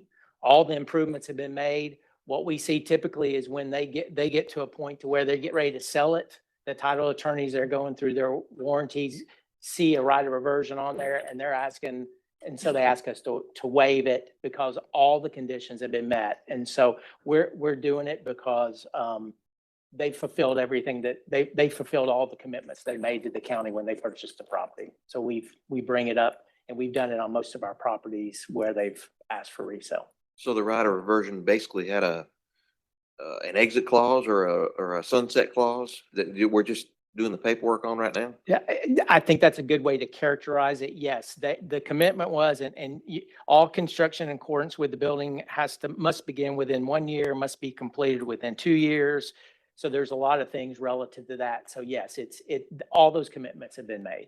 I mean, I will support this and I trust what you're saying, but I just can't emphasize enough to my colleagues that as a very strong tool that we have, the right of reversion. So we need to keep up with it. Yes, Thank sir. you. And if they would not have done what they had told us they would do for Dove, we would have solved that. Yes, sir. Good, sir. Commissioner Highlander? Thank you, Chairman. I had a similar question, Mr. Lehman did a great job of explaining what I was going to ask as well. Seeing no further lights, roll call, please. Commissioner Baker, Yes. Commissioner Beck, Commissioner Chauncey. Yes. Commissioner Eversol, Yes. Commissioner Graham. Yes. Commissioner Helton. Yes. Dr. Highlander. Yes. Dr. Mackey, Yes. Commissioner Sharp. Yes. Commissioner Shipley, Yes. Chairman Smith. Yes. 126-17 passes.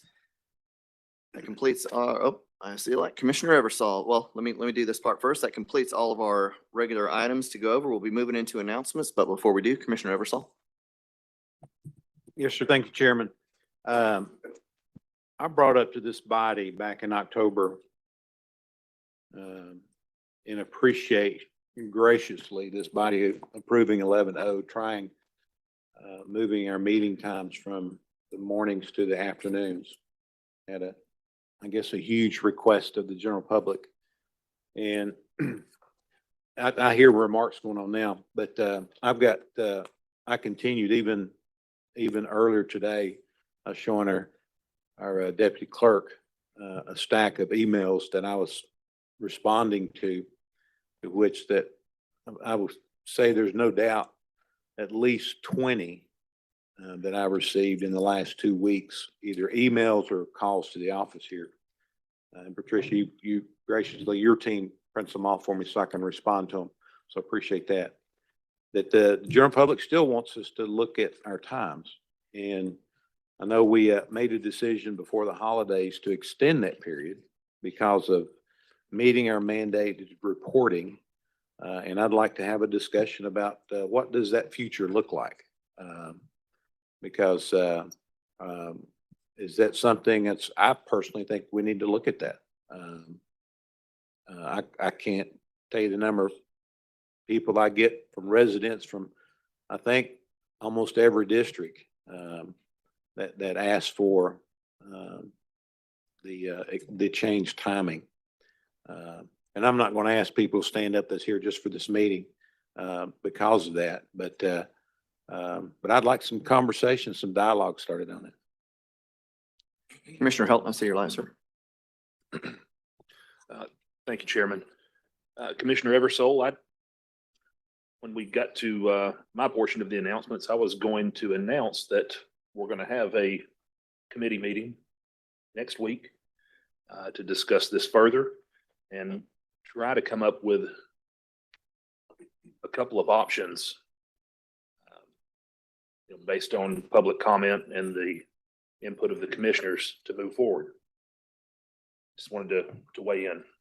All right, Commissioner Highlander, I see your line, sir. Just very briefly, Chairman, thank you. Other than what I feel like the commission is almost a full-time job for me, I am retired, so I can come at any time. It doesn't really matter to me, but the people in my community have reached out, and I've had no one that wants to meet in the morning. I've had a buku of people. I mean, a huge number that want evening. I know it's hard on our staff, and my heart goes out to them, but I quit counting at about 25 or 30, but I've had no one that wants morning, and everyone wants, a lot of them would like it later than 4. But at any rate, I've had similar to what Commissioner Eversol's had. So thank you. Commissioner Shipley. I'm gonna take a poll. How many people we got in here from Hamilton County government sitting in this room? How many people works for Hamilton County government? And then you have Joe's wife, Joe's daughter, and Commissioner Eversole's wife here. I only leaves a few people in this room. Now, where is all these people? I don't see nobody in District 1. I normally have one. All right. District 1. Okay. But I don't get any emails about this. And I don't see the increase in the volume of people that we're looking at. It's costing them county government money to do this. It is dangerous in some sense of our lady personnel having to leave this building. And I know the officers help them. I'm like Commissioner Highland. I'm retired. I can make it anytime. But what I've seen in mine nearly 30 years of public service, the only people coming is if they got a problem. Now, when there's a problem, they're going to pack the house. There's not a big issue going on. They're not coming. If we move it later on Wednesdays, you're going to really hurt the church people. When we move it to another day, we're going to hurt a lot of things. Lots of things. So I'll meet anytime. But my preference, I don't see we move the needle in the nighttime, that we'll go back to daytime. Commissioner Baker. I'm done. Yeah, I've also received a lot of emails about the time and the preference for the later time. I got a question for our attorney. What's our mandate to meet as a commission? How many times a year do we need to meet? Your rules specify how many times you need to meet. And so you have to have regular meetings the first and third Wednesdays of the month. Is that the requirement by the Are you state? talking statutorily? Yes. 4 times a year. 4 times a year. Okay. So we could change the rules. I guess my question would be, when I was on the school board, I think our meetings were 5:30. I think when you were in Saudi, what were your times?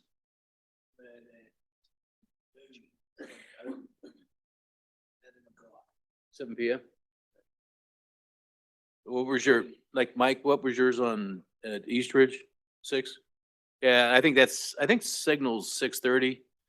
And I just think one of our problems when we did this trial was the time changed. So, it's what, 5:45 right now, dark.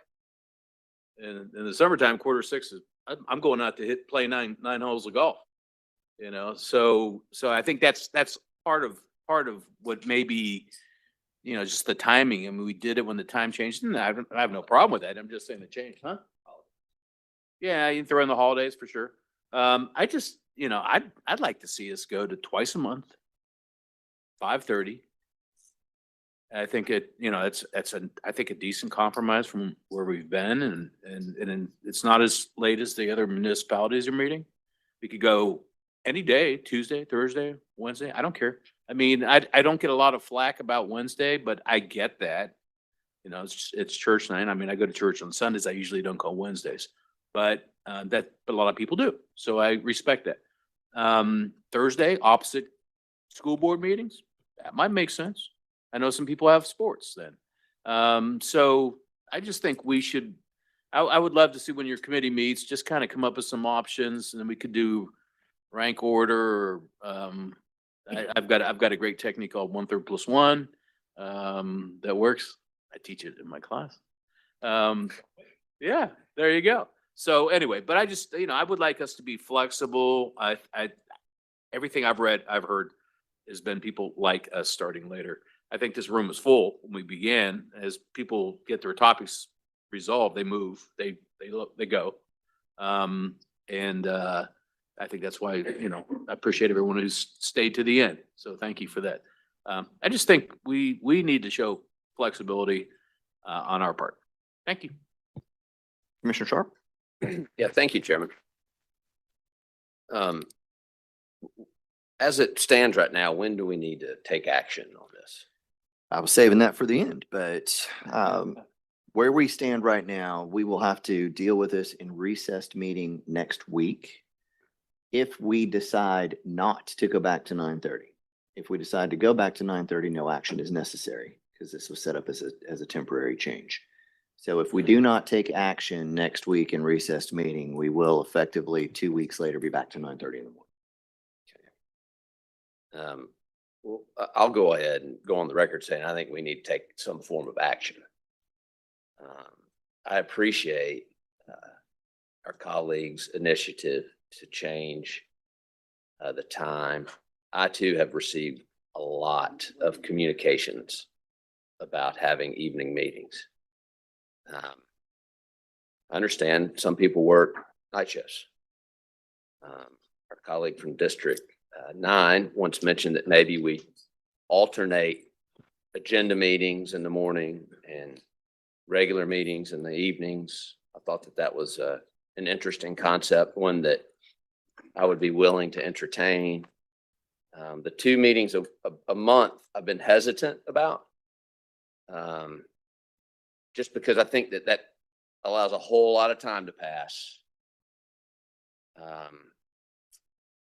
before this body is in this room collectively together to provide the oversight that we are charged to provide in county government.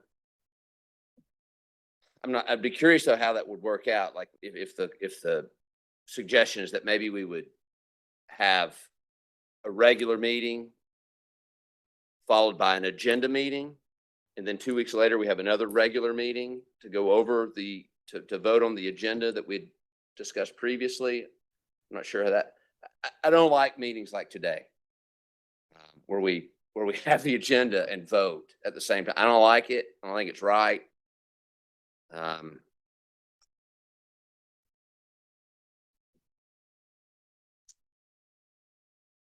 I'll say, people just got off work. A lot of people aren't even off work yet. It's struggle to get here, depending on what part of the county you're in, for sure. I know if something's really important to you, most people probably can get here. We do have busy rooms, but a full house from time to time. But I've said 100 times, when we're doing our budgets, school teachers are in the classroom. They're getting ready to open up schools, and they can't be here in the mornings.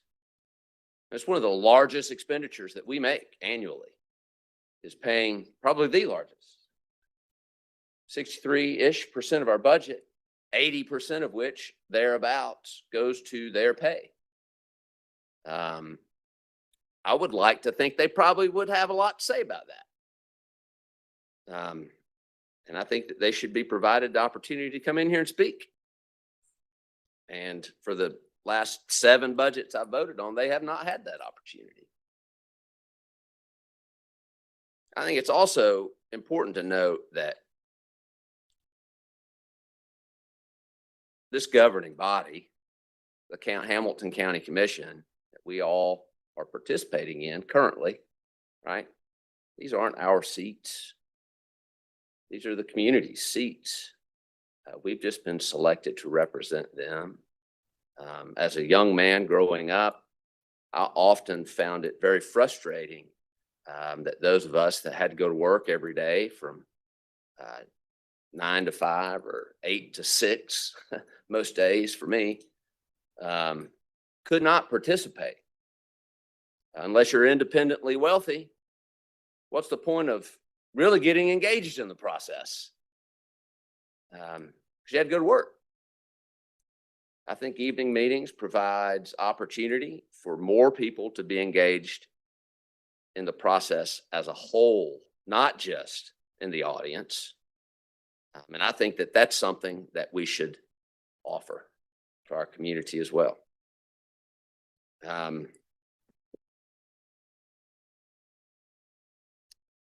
a lot to consider here. I get it. And I'd rather be at home doing homework with my fifth grader right now, getting ready for dinner. But we can handle one night a week, four nights a month. So I don't know. I'm probably dragging on now, but those are my thoughts. I wanted to share them. And if we want to take this up in committee or however you wanted to do it next week, I'm happy to. But for us to take no action and just allow it to go back as it was without deliberation, I do not believe is the appropriate way to go about doing it. So I would like to have a debate and deliberate it, and then vote on whatever options, however we want to do that. I don't know how we want to do it. There's 3 or 4 different options out there. I get it. We narrow it down somehow. That might be a good idea. But anyways, Chairman, thank you for the time. Bet. Commissioner Beck. Thank you, Mr. Chairman. Well, here we are. After 47 years of meeting in the daytime, we're considering breaking something that's not broken. And all of us, the 11 of us, have 11 different ideas on how to fix something that hadn't been broken. And I think that my idea is just as valid as your idea, just as valid as yours. I don't know if we'll ever come to an agreement on what we should do without either offending our colleagues or offending the public or offending somebody. After 47 years, people are adjusting to the way it's always been. I see people out here now that I've seen in the morning. So they would come in the morning or come in the evening. So I think it's kind of strange that we would just rack up something and say, here we have a problem. And the problem wasn't even there. So we get a few emails. Oh, that scares the dickens out of us. Get a few emails. Most of us have over 30,000 people in our district. And for the life of me, I can't believe that anybody up here is getting 30,000 emails about changing the day. So we must be reacting over a handful of emails, or a handful of comments, a handful of people. Well, fellas, you don't have to be afraid of a handful of opinions. I mean, we've had a lot of things that we've had to make decisions on, strong decisions. But changing the meeting time just because a few people want to come in the evening time, what about the people who want to come in the morning? We'll never satisfy everybody. We won't even satisfy every commissioner up here, because we all have our own opinions of how things ought to be. But if it's not broke, well, I try to fix something that's not broken. I mean, I can say, let's meet Saturday evening. That would appease everybody, wouldn't it? Saturday evening at 5 o'clock. No, it sounds ridiculous, doesn't it? Well, some of the suggestions I hear sound sort of off kilter. But if you left it alone, after 47 years, I think they made the best decisions 47 years ago when they fixed it like it is now. And here we are, after a couple of years, some of us, 3 years on the county commission, with desire to change 47 years of something that's been working just fine for the staff, for security, for everybody involved. So I'm not going to say that doesn't matter with me. I'm going to say that leave it alone. It's not broken. Thank you, Mr. Chairman. Sir, Commissioner Graham. I think it's a good discussion. I'm glad that we're having it. And I appreciate all the input that we're getting on this. My little tidbit in information would be, I know Wednesday's a burden because it's church night, but at least in my district, I'm not speaking for anyone else, but in my district, I go to a lot of community meetings. And I have 3 Thursdays of the month that I have meetings. I have 3 Mondays a month that I have meetings. I have 2 Tuesdays. I don't have anything on Wednesday evenings because of, well, I don't know, nobody meets. You know, the community doesn't meet on Wednesday evenings. So it would be difficult for my constituents, because I go to those meetings and I participate in their meetings, and I answer questions, or I take their concerns, and I do whatever, out there in the general public with my constituents. So I'm just saying, if we come up with a time, morning or night, I'm self-employed. I worked a long time to get this job, and I work real hard at this job.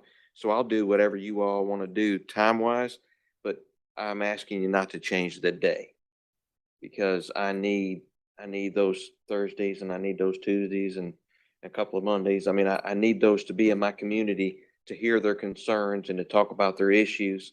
And one other thing that I just want to add in there is, I think Commissioner Sharp said it the best, putting it off to 2 meetings a month. There's just too much that happens, and too much that could happen. Back when I got in here right after the vote for Volkswagen, but I had to vote on a lot of things that pertain to Volkswagen. The reason that we started meeting, or the reason we started recessing the meeting week to week instead of just ending the meeting and then picking it up, is because we might have had a chance that we had to vote the next week instead of having to wait 2 weeks to vote. So I truly believe that, especially a county of this size, and you heard all this great excitement today about all the wonderful things that are trying to come to Chattanooga, and all the wonderful things that are already here in Hamilton County. I think we would be doing a detriment to our constituents if we do less meetings. I think we need to stay to 4 meetings a month. I think we should stay weekly meetings, and I just don't think we need that big a time between meetings. And also, it would not only would pile it up, but it would confuse people. We'd have so many issues that we were squeezing in those 2 meetings that it would confuse people, that instead of spreading it out between 4 meetings. I mean, that's just my opinion, and like Commissioner Beck said eloquently, I mean, we're all going to have our own opinion, and we're all going to have our own preference, but time is not my issue, but day would be my issue. So I'd really like to be able to continue going to my community meetings. I mean, if you changed it to a different day, then I'd lose that community meeting for the entire year. So anyway, that's just my 2 cents. Thank you, Mr. Chairman. Commissioner Shipley.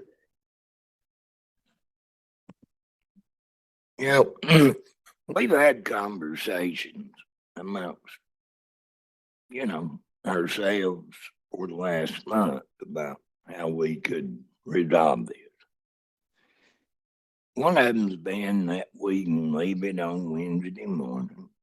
If we have controversial issues like Commissioner Sharp and the school teachers, then we could have an evening meeting.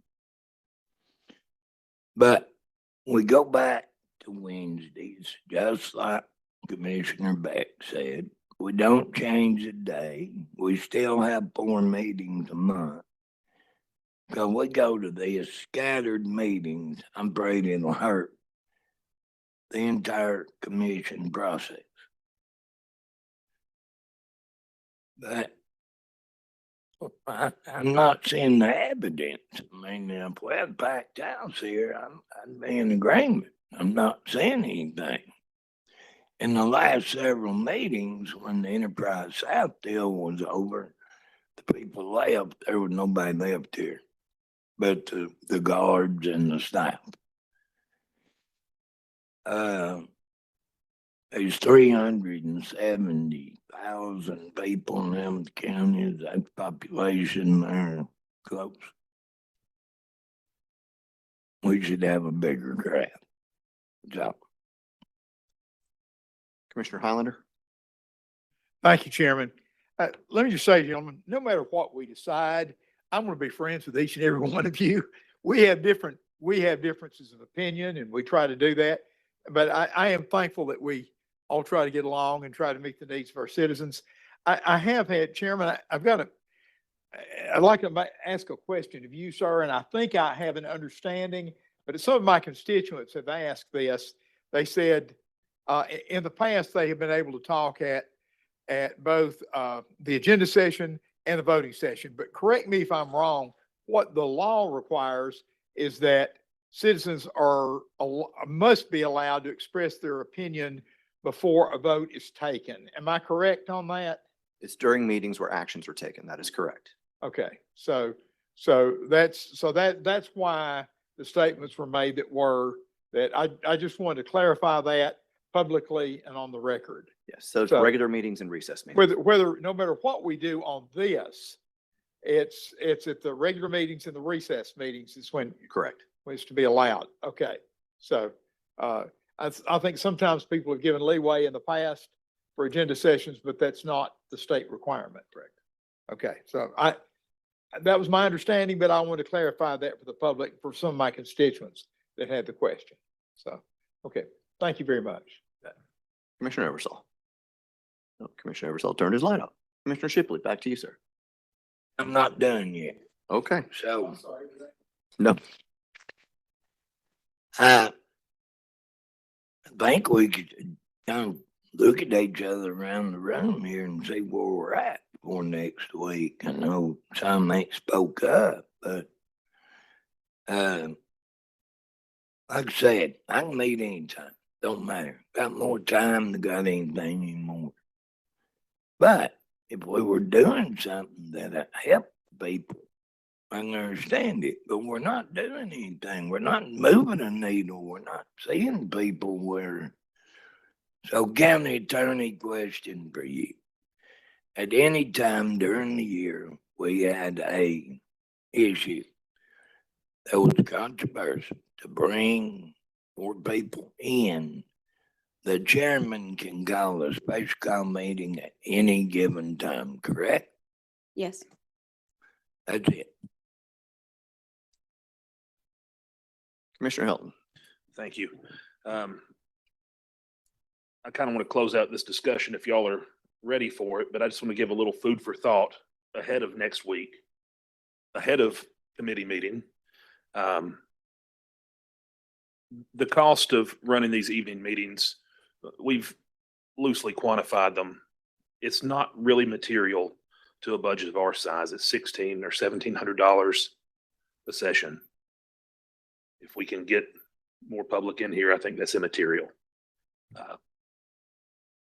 Also, Commissioner Baker had mentioned twice a month.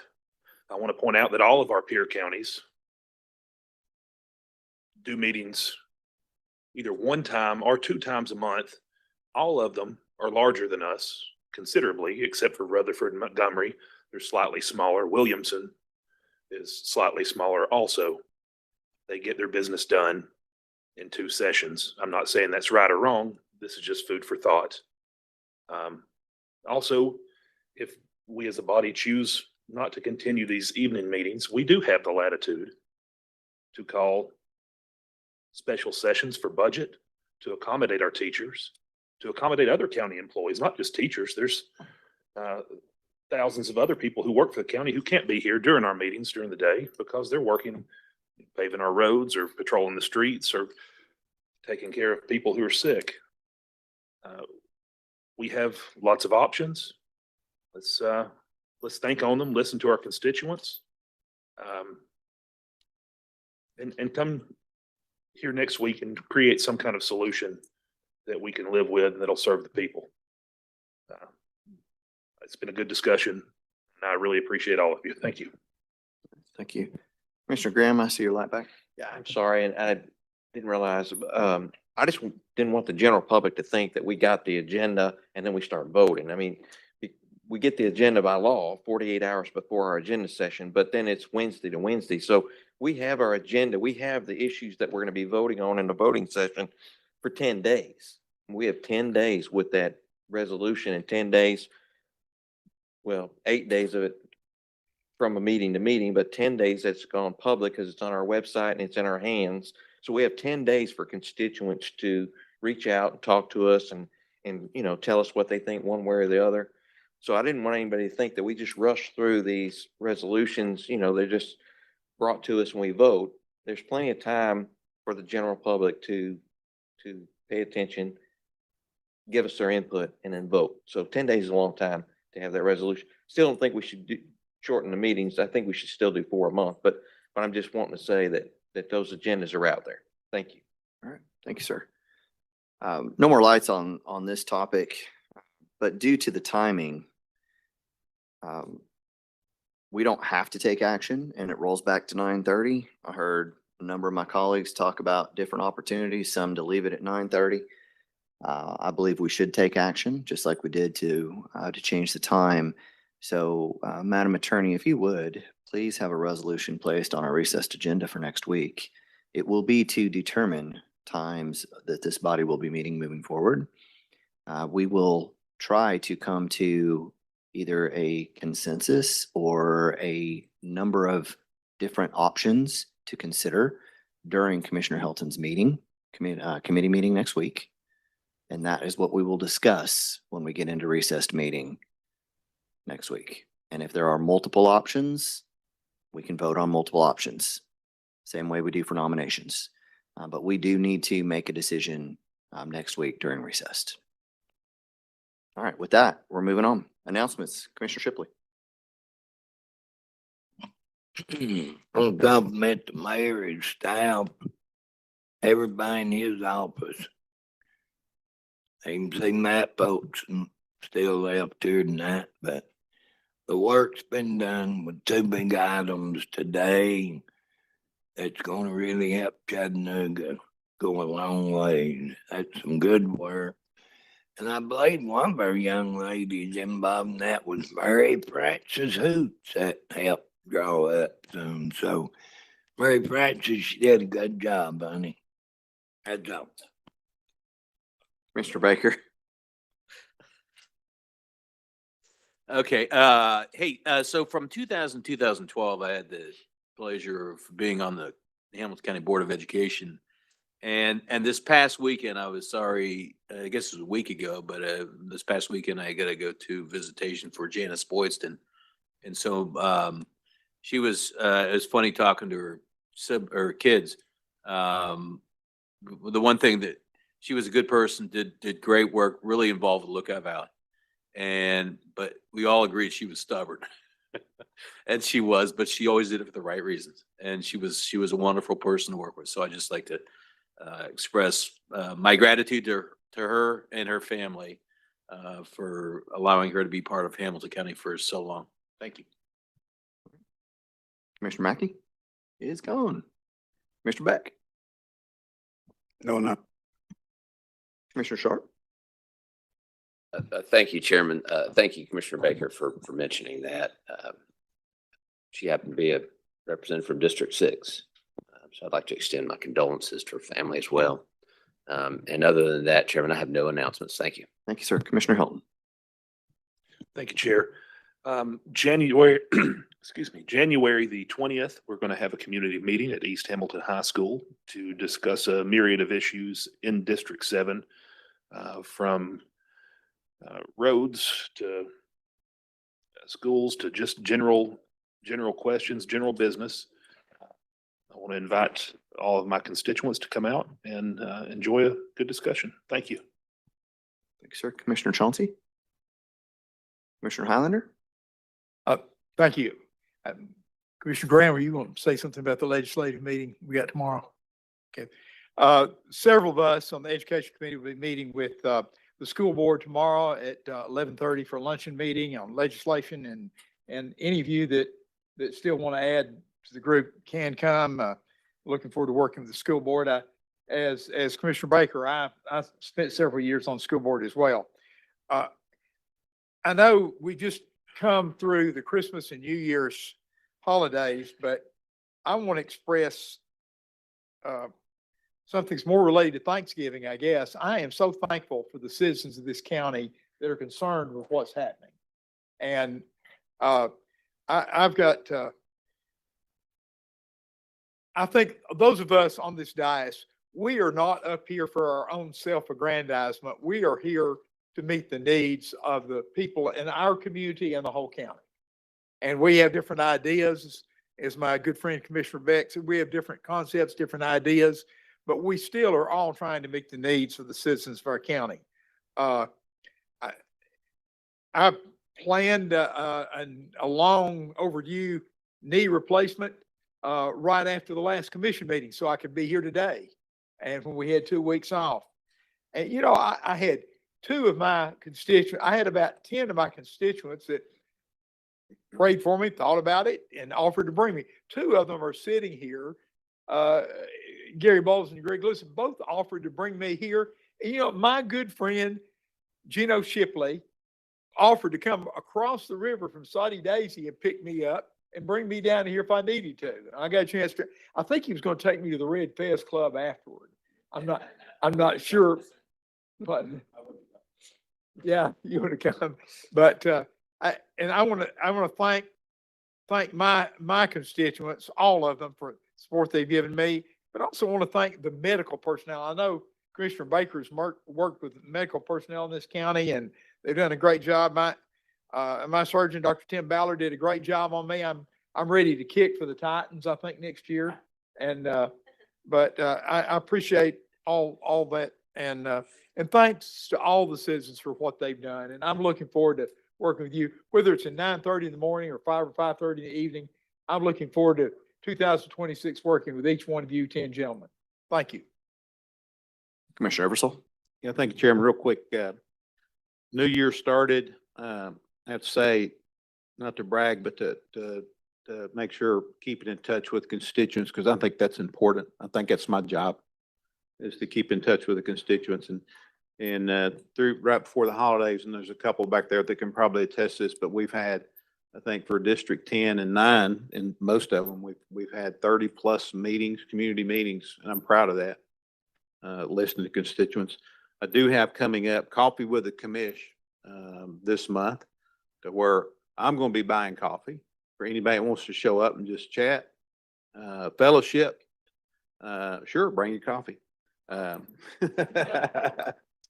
No, but this is for our constituents in District 10. But on the 17th of January, be at the Highway 58 Fire Training Center. On January the 24th, be at the Appleton Tricom Training Center for those folks that live in that South Collegedale, Appleton area. They're in District 10. And then on January 31st, we'll be in Collegedale at Chestnut Hall. So be coffee with the commish, so we can just sit and talk and just relax and talk about what some of our priorities are, and what we need to look at moving forward. So just make that announcement. Thank you. You guys, I'm good. Commissioner Graham. Thank you, Mr. Chairman. Happy New Year, everybody. I think we're starting the year out with a bang. I mean, I think today was a great meeting. I think we had a lot of great things happening today. I also wanted to mention Janice Boyson from the school board, but more importantly than the school board, she was a huge part of our community in Lookout Valley. She lived right down the street from my mother. She was a very strong advocate for not just the school system back when it was the county system, the city system, and then when they merged, she was on there, and then she rolled off, and she didn't like what she saw, so she ran again and got back on there and made a huge difference for District 6 then, which it's District 11 now. But I would always get a phone call. You know, I never knew that she was listening or paying attention, but trust me, she was always paying attention. She'd give me a phone call and she'd tell me about this issue or that issue, or she'd get a constituent call about an issue at a school, and she'd call me and she'd say, hey, I need your help on this. And She was just a great lady. We got along real well. She was a little scary sometimes. I mean, she was a very forceful lady, but I got along with her real well. And matter of fact, she's one of the reasons I'm here. She was in a different party than I was, but she came to me and she told me that I had to run. I had no choice. She said, we really need you to serve. And anyway, she was a great lady and she needs to be remembered in that way. And my condolences to her family. She had a son and a daughter still living. Her husband's been gone for several years. I don't remember how long. I'm looking at my wife, but he's been gone for several. He was a great guy as well. So big part of our community, big part of the school board, and she will be truly missed. That's all, Mr. Chairman. Thank you. Thank you. Attorney Varnell, No announcements. administration? No announcements. All right, I don't have any announcements either, but I do want to add one additional appreciation. We had a really, really great presentation today about the possibility in the future over at the jail. And we thanked everybody up at the mic and for all the excitement and for the mayor. But there's one individual that has spent in just a ridiculous amount of time taking people on tours and doing everything he possibly could to make that possible, to raise that excitement. That's Mr. Mike Kirk. Don't want to forget thanking you, sir, for all the work that you did to make that happen. All right, with that, we will move on to the public. With any discussions other than zoning, come forward, start your name, state your name and address. You'll have 3 minutes. Nathan Griffin, 5500 Hidden Oaks Lane, co-founder of one of the co-founders of Save Enterprise South Nature Park. Good evening, commissioners. I just want to start by saying thank you to those who listened to the public, who showed up to meet with us, who took the time to read Enterprise South's deed, who respected what its language meant. That matters, and it matters very deeply to this community. This process has made one thing unmistakably clear. Enterprise South Nature Park is a critical public asset. It is already a place where people exercise, spend time with family, find mental relief, and connect with nature. But it's also a place of deep historical and cultural significance, a fact that has become even more evident as this proposal brought the park under scrutiny. Throughout this process, we built strong relationships, not just with neighbors and park goers, but with state and federal agencies whose responsibility is to protect public land and history. From the Tennessee Historical Commission, Tennessee Wars Commission, to TDEC, and the National Park Service, we've seen firsthand how seriously these protections are meant to be taken. Those relationships will continue to inform and strengthen our work. One statement from the National Park Service has stayed with me. The county and city are stewards, but you are the owners. At the end of the day, it's your property, you're the taxpayers. That stuck with me because it's a reminder that this land belongs to the people and that the people should always have a voice when decisions are about it are being made and not behind closed doors. What fueled this movement and was the lack of transparency around the proposal. That created real concern among residents and park users who saw decisions being discussed without meaningful public involvement. In response, ordinary citizens stepped forward, not activists, not radicals. This was not and is still not a political issue. It is a community issue. We also want to acknowledge and continue supporting Summit Cemetery, honor those buried there, and recognizing the Black community that was displaced. Preserving land also means preserving memory and history. Just to be clear, this outcome is important. While this outcome is important, our work does not stop here. We will also continue to advocate for Enterprise South Nature Park, support its history, collaborate with agencies and neighbors, and ensure that the protections remain intact, not temporarily, but permanently, as in perpetuity as it was intended. Thank you for your time, and thank you for listening.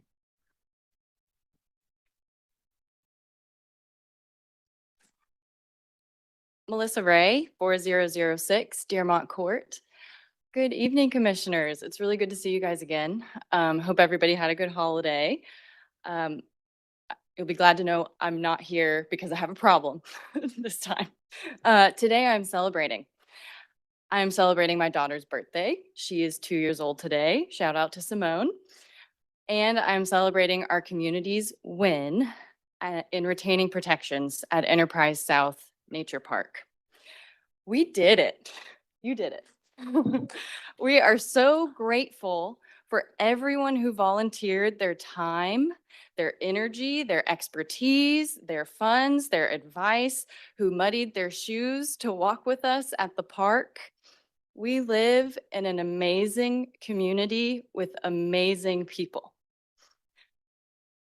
I want to make sure that everyone knows that protecting our community's largest park was never an issue of the right or of the left.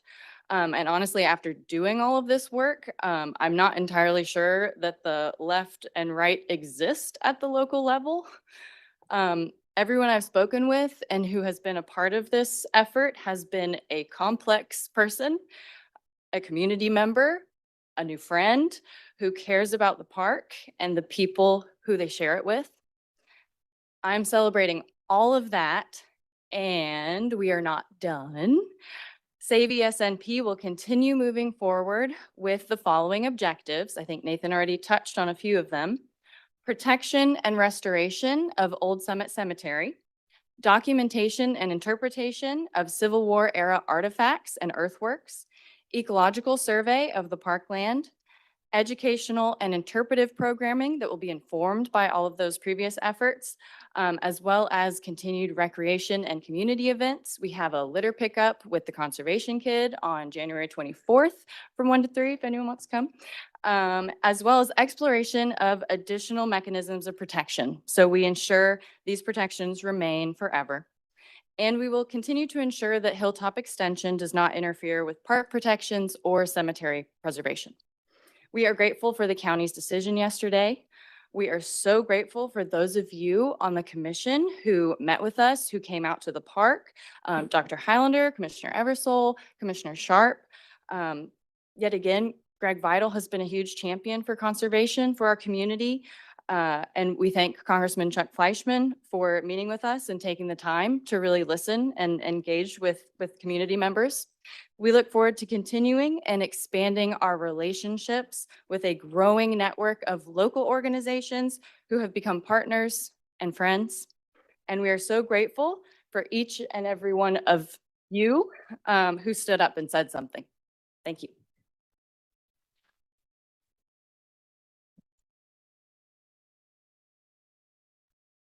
Gary Bowles, 5812 Mountain Pass Drive in Ottawa. As that great statesman Ray Stevens said, it's me again, Margaret. My comments partly have to do with the timing of the meetings. One of the things I would hope that you would consider is the issues that are on your agenda. Some of them never receive any comment. You know, the approval of notary public.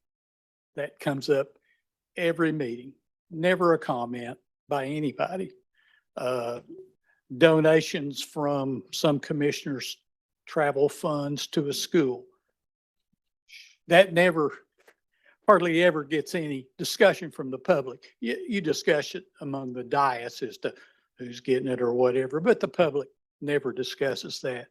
The things that the public is interested in typically is zoning, expenditure for infrastructure, budget expenditures, particularly for education, as District 6 Commissioner mentioned. I mean, those are things that are really important to the public, and those that work need to be there because the people that work are the ones that have children.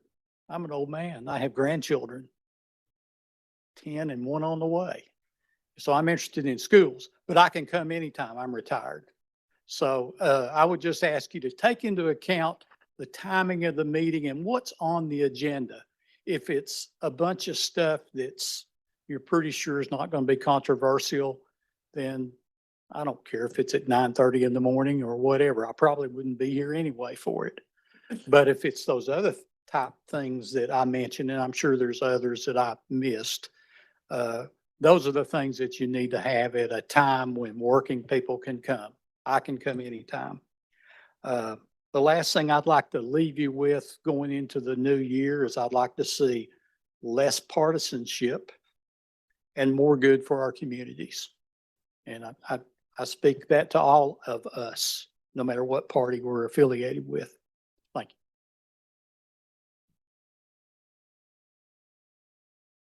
Greg Lewis, 5555 Hunter Road. I appreciate tonight's discussion on the meeting times. That's important to all of us. I just wanted to add that if you remember, Commissioner Eversole shared with us some benchmarking data a few months ago where I think it was 25 out of 26 counties that were contacted hold their meetings starting at 5 o'clock or later. So as this body continues those discussions, I'd just like to encourage you to maybe reach out to some of your counterparts at in those other counties and ask them why they hold their meetings in the evenings instead of during the day. And maybe they'll provide some insights on things they've learned by moving those times. And then the second thing I wanted to mention was, and I apologize for my ignorance, but we have an election coming up in the spring. Is this anything we could put on the ballot? Would be a great way for you guys to get official feedback from the citizens on when a start time, what works best for the majority of the citizens. We've heard that people get contacted 20 here and 30 there. This is an opportunity to officially canvass everybody in the county. Thank you.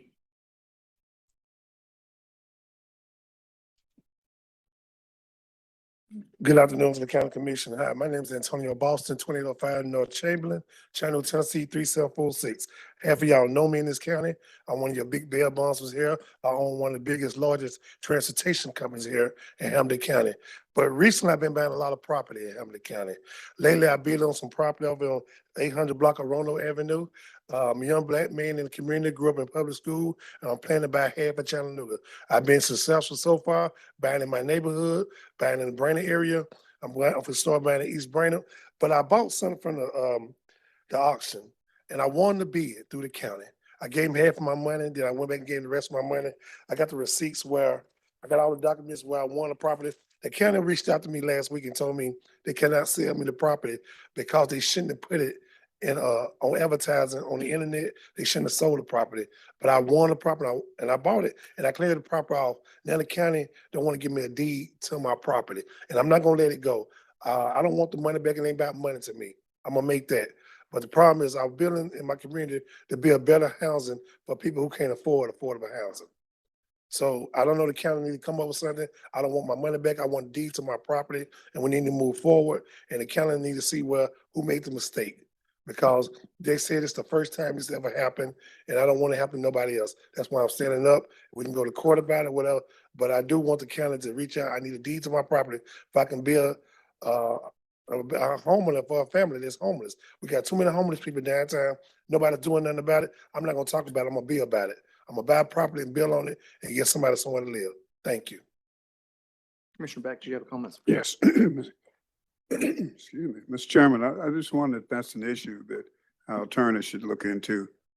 Okay, let's get with Attorney Varnell. and see. Well, I was going to hand the gentleman my card for Okay, him to reach out to me. all right, thank you. All right, thank you.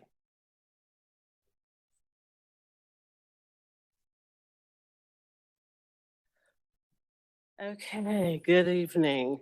My name is Audrey Ramsey and I live in District 8, City District 4. I was born and raised here in Chattanooga, Tennessee, and that was at the time in the districts known today as District 5 and 4 in the county, and City District 9 and 5. Next month, I'll be 70 years old. And after being away for 30 years and coming back home in 2018, I can agree that growth is a sign of progress, but at what expense and who is benefiting? As you consider the options for having regional planning commissions, 2 of them, I would hope and urge you will diligently take a deeper dive into the examination of the policymaking processes as it relates to building codes and inspections, and truly hold developers and contractors accountable. With regards to policy making and rules and regulations, it is time to incorporate smart, unbiased, compassionate, purposeful, and intentional planning, along with forward thinking into your thought processes that are absent of corporate greed. Yes, make no mistake, that is going to take hard work. As for forward thinking, it is time to invest in our children, teachers, parents, and infrastructures of our roadways, schools, and healthcare facilities for the sake of a healthy and thriving community. Thanks to this information technology age that we're living in today, mankind is fast evolving, but there is a trend happening particularly in the healthcare industry. And The addition to assisted living and memory loss facilities are steadily increasing. Price gouging, bait and switch, selective pricing are just a start. But who's holding the private owners, developers, contractors accountable for inspection codes and building codes to be met? One assisted living and memory loss facility, particularly in the East Brainerd area, is only 3 years old. It is experiencing high turnover among its employees. No doubt salary is an issue. The smallest units start at about $6,000 and up. And this is in an assisted living side of this complex with 70+ units. Now multiply that, that's the average price, with the 70+ units. Then consider the building infrastructure, which is in shambles today, and it's only 3 years old. Children are putting their elderly parents in these places and selling their family homes to accommodate and provide a lifestyle for their elderly aging parents and hope for professional health care. And even worse, those whose Medicare or insurance has run out, they've been evicted from these locations. Ms. Ramsey, your time. ma'am. I get that. Thank you. Thank you.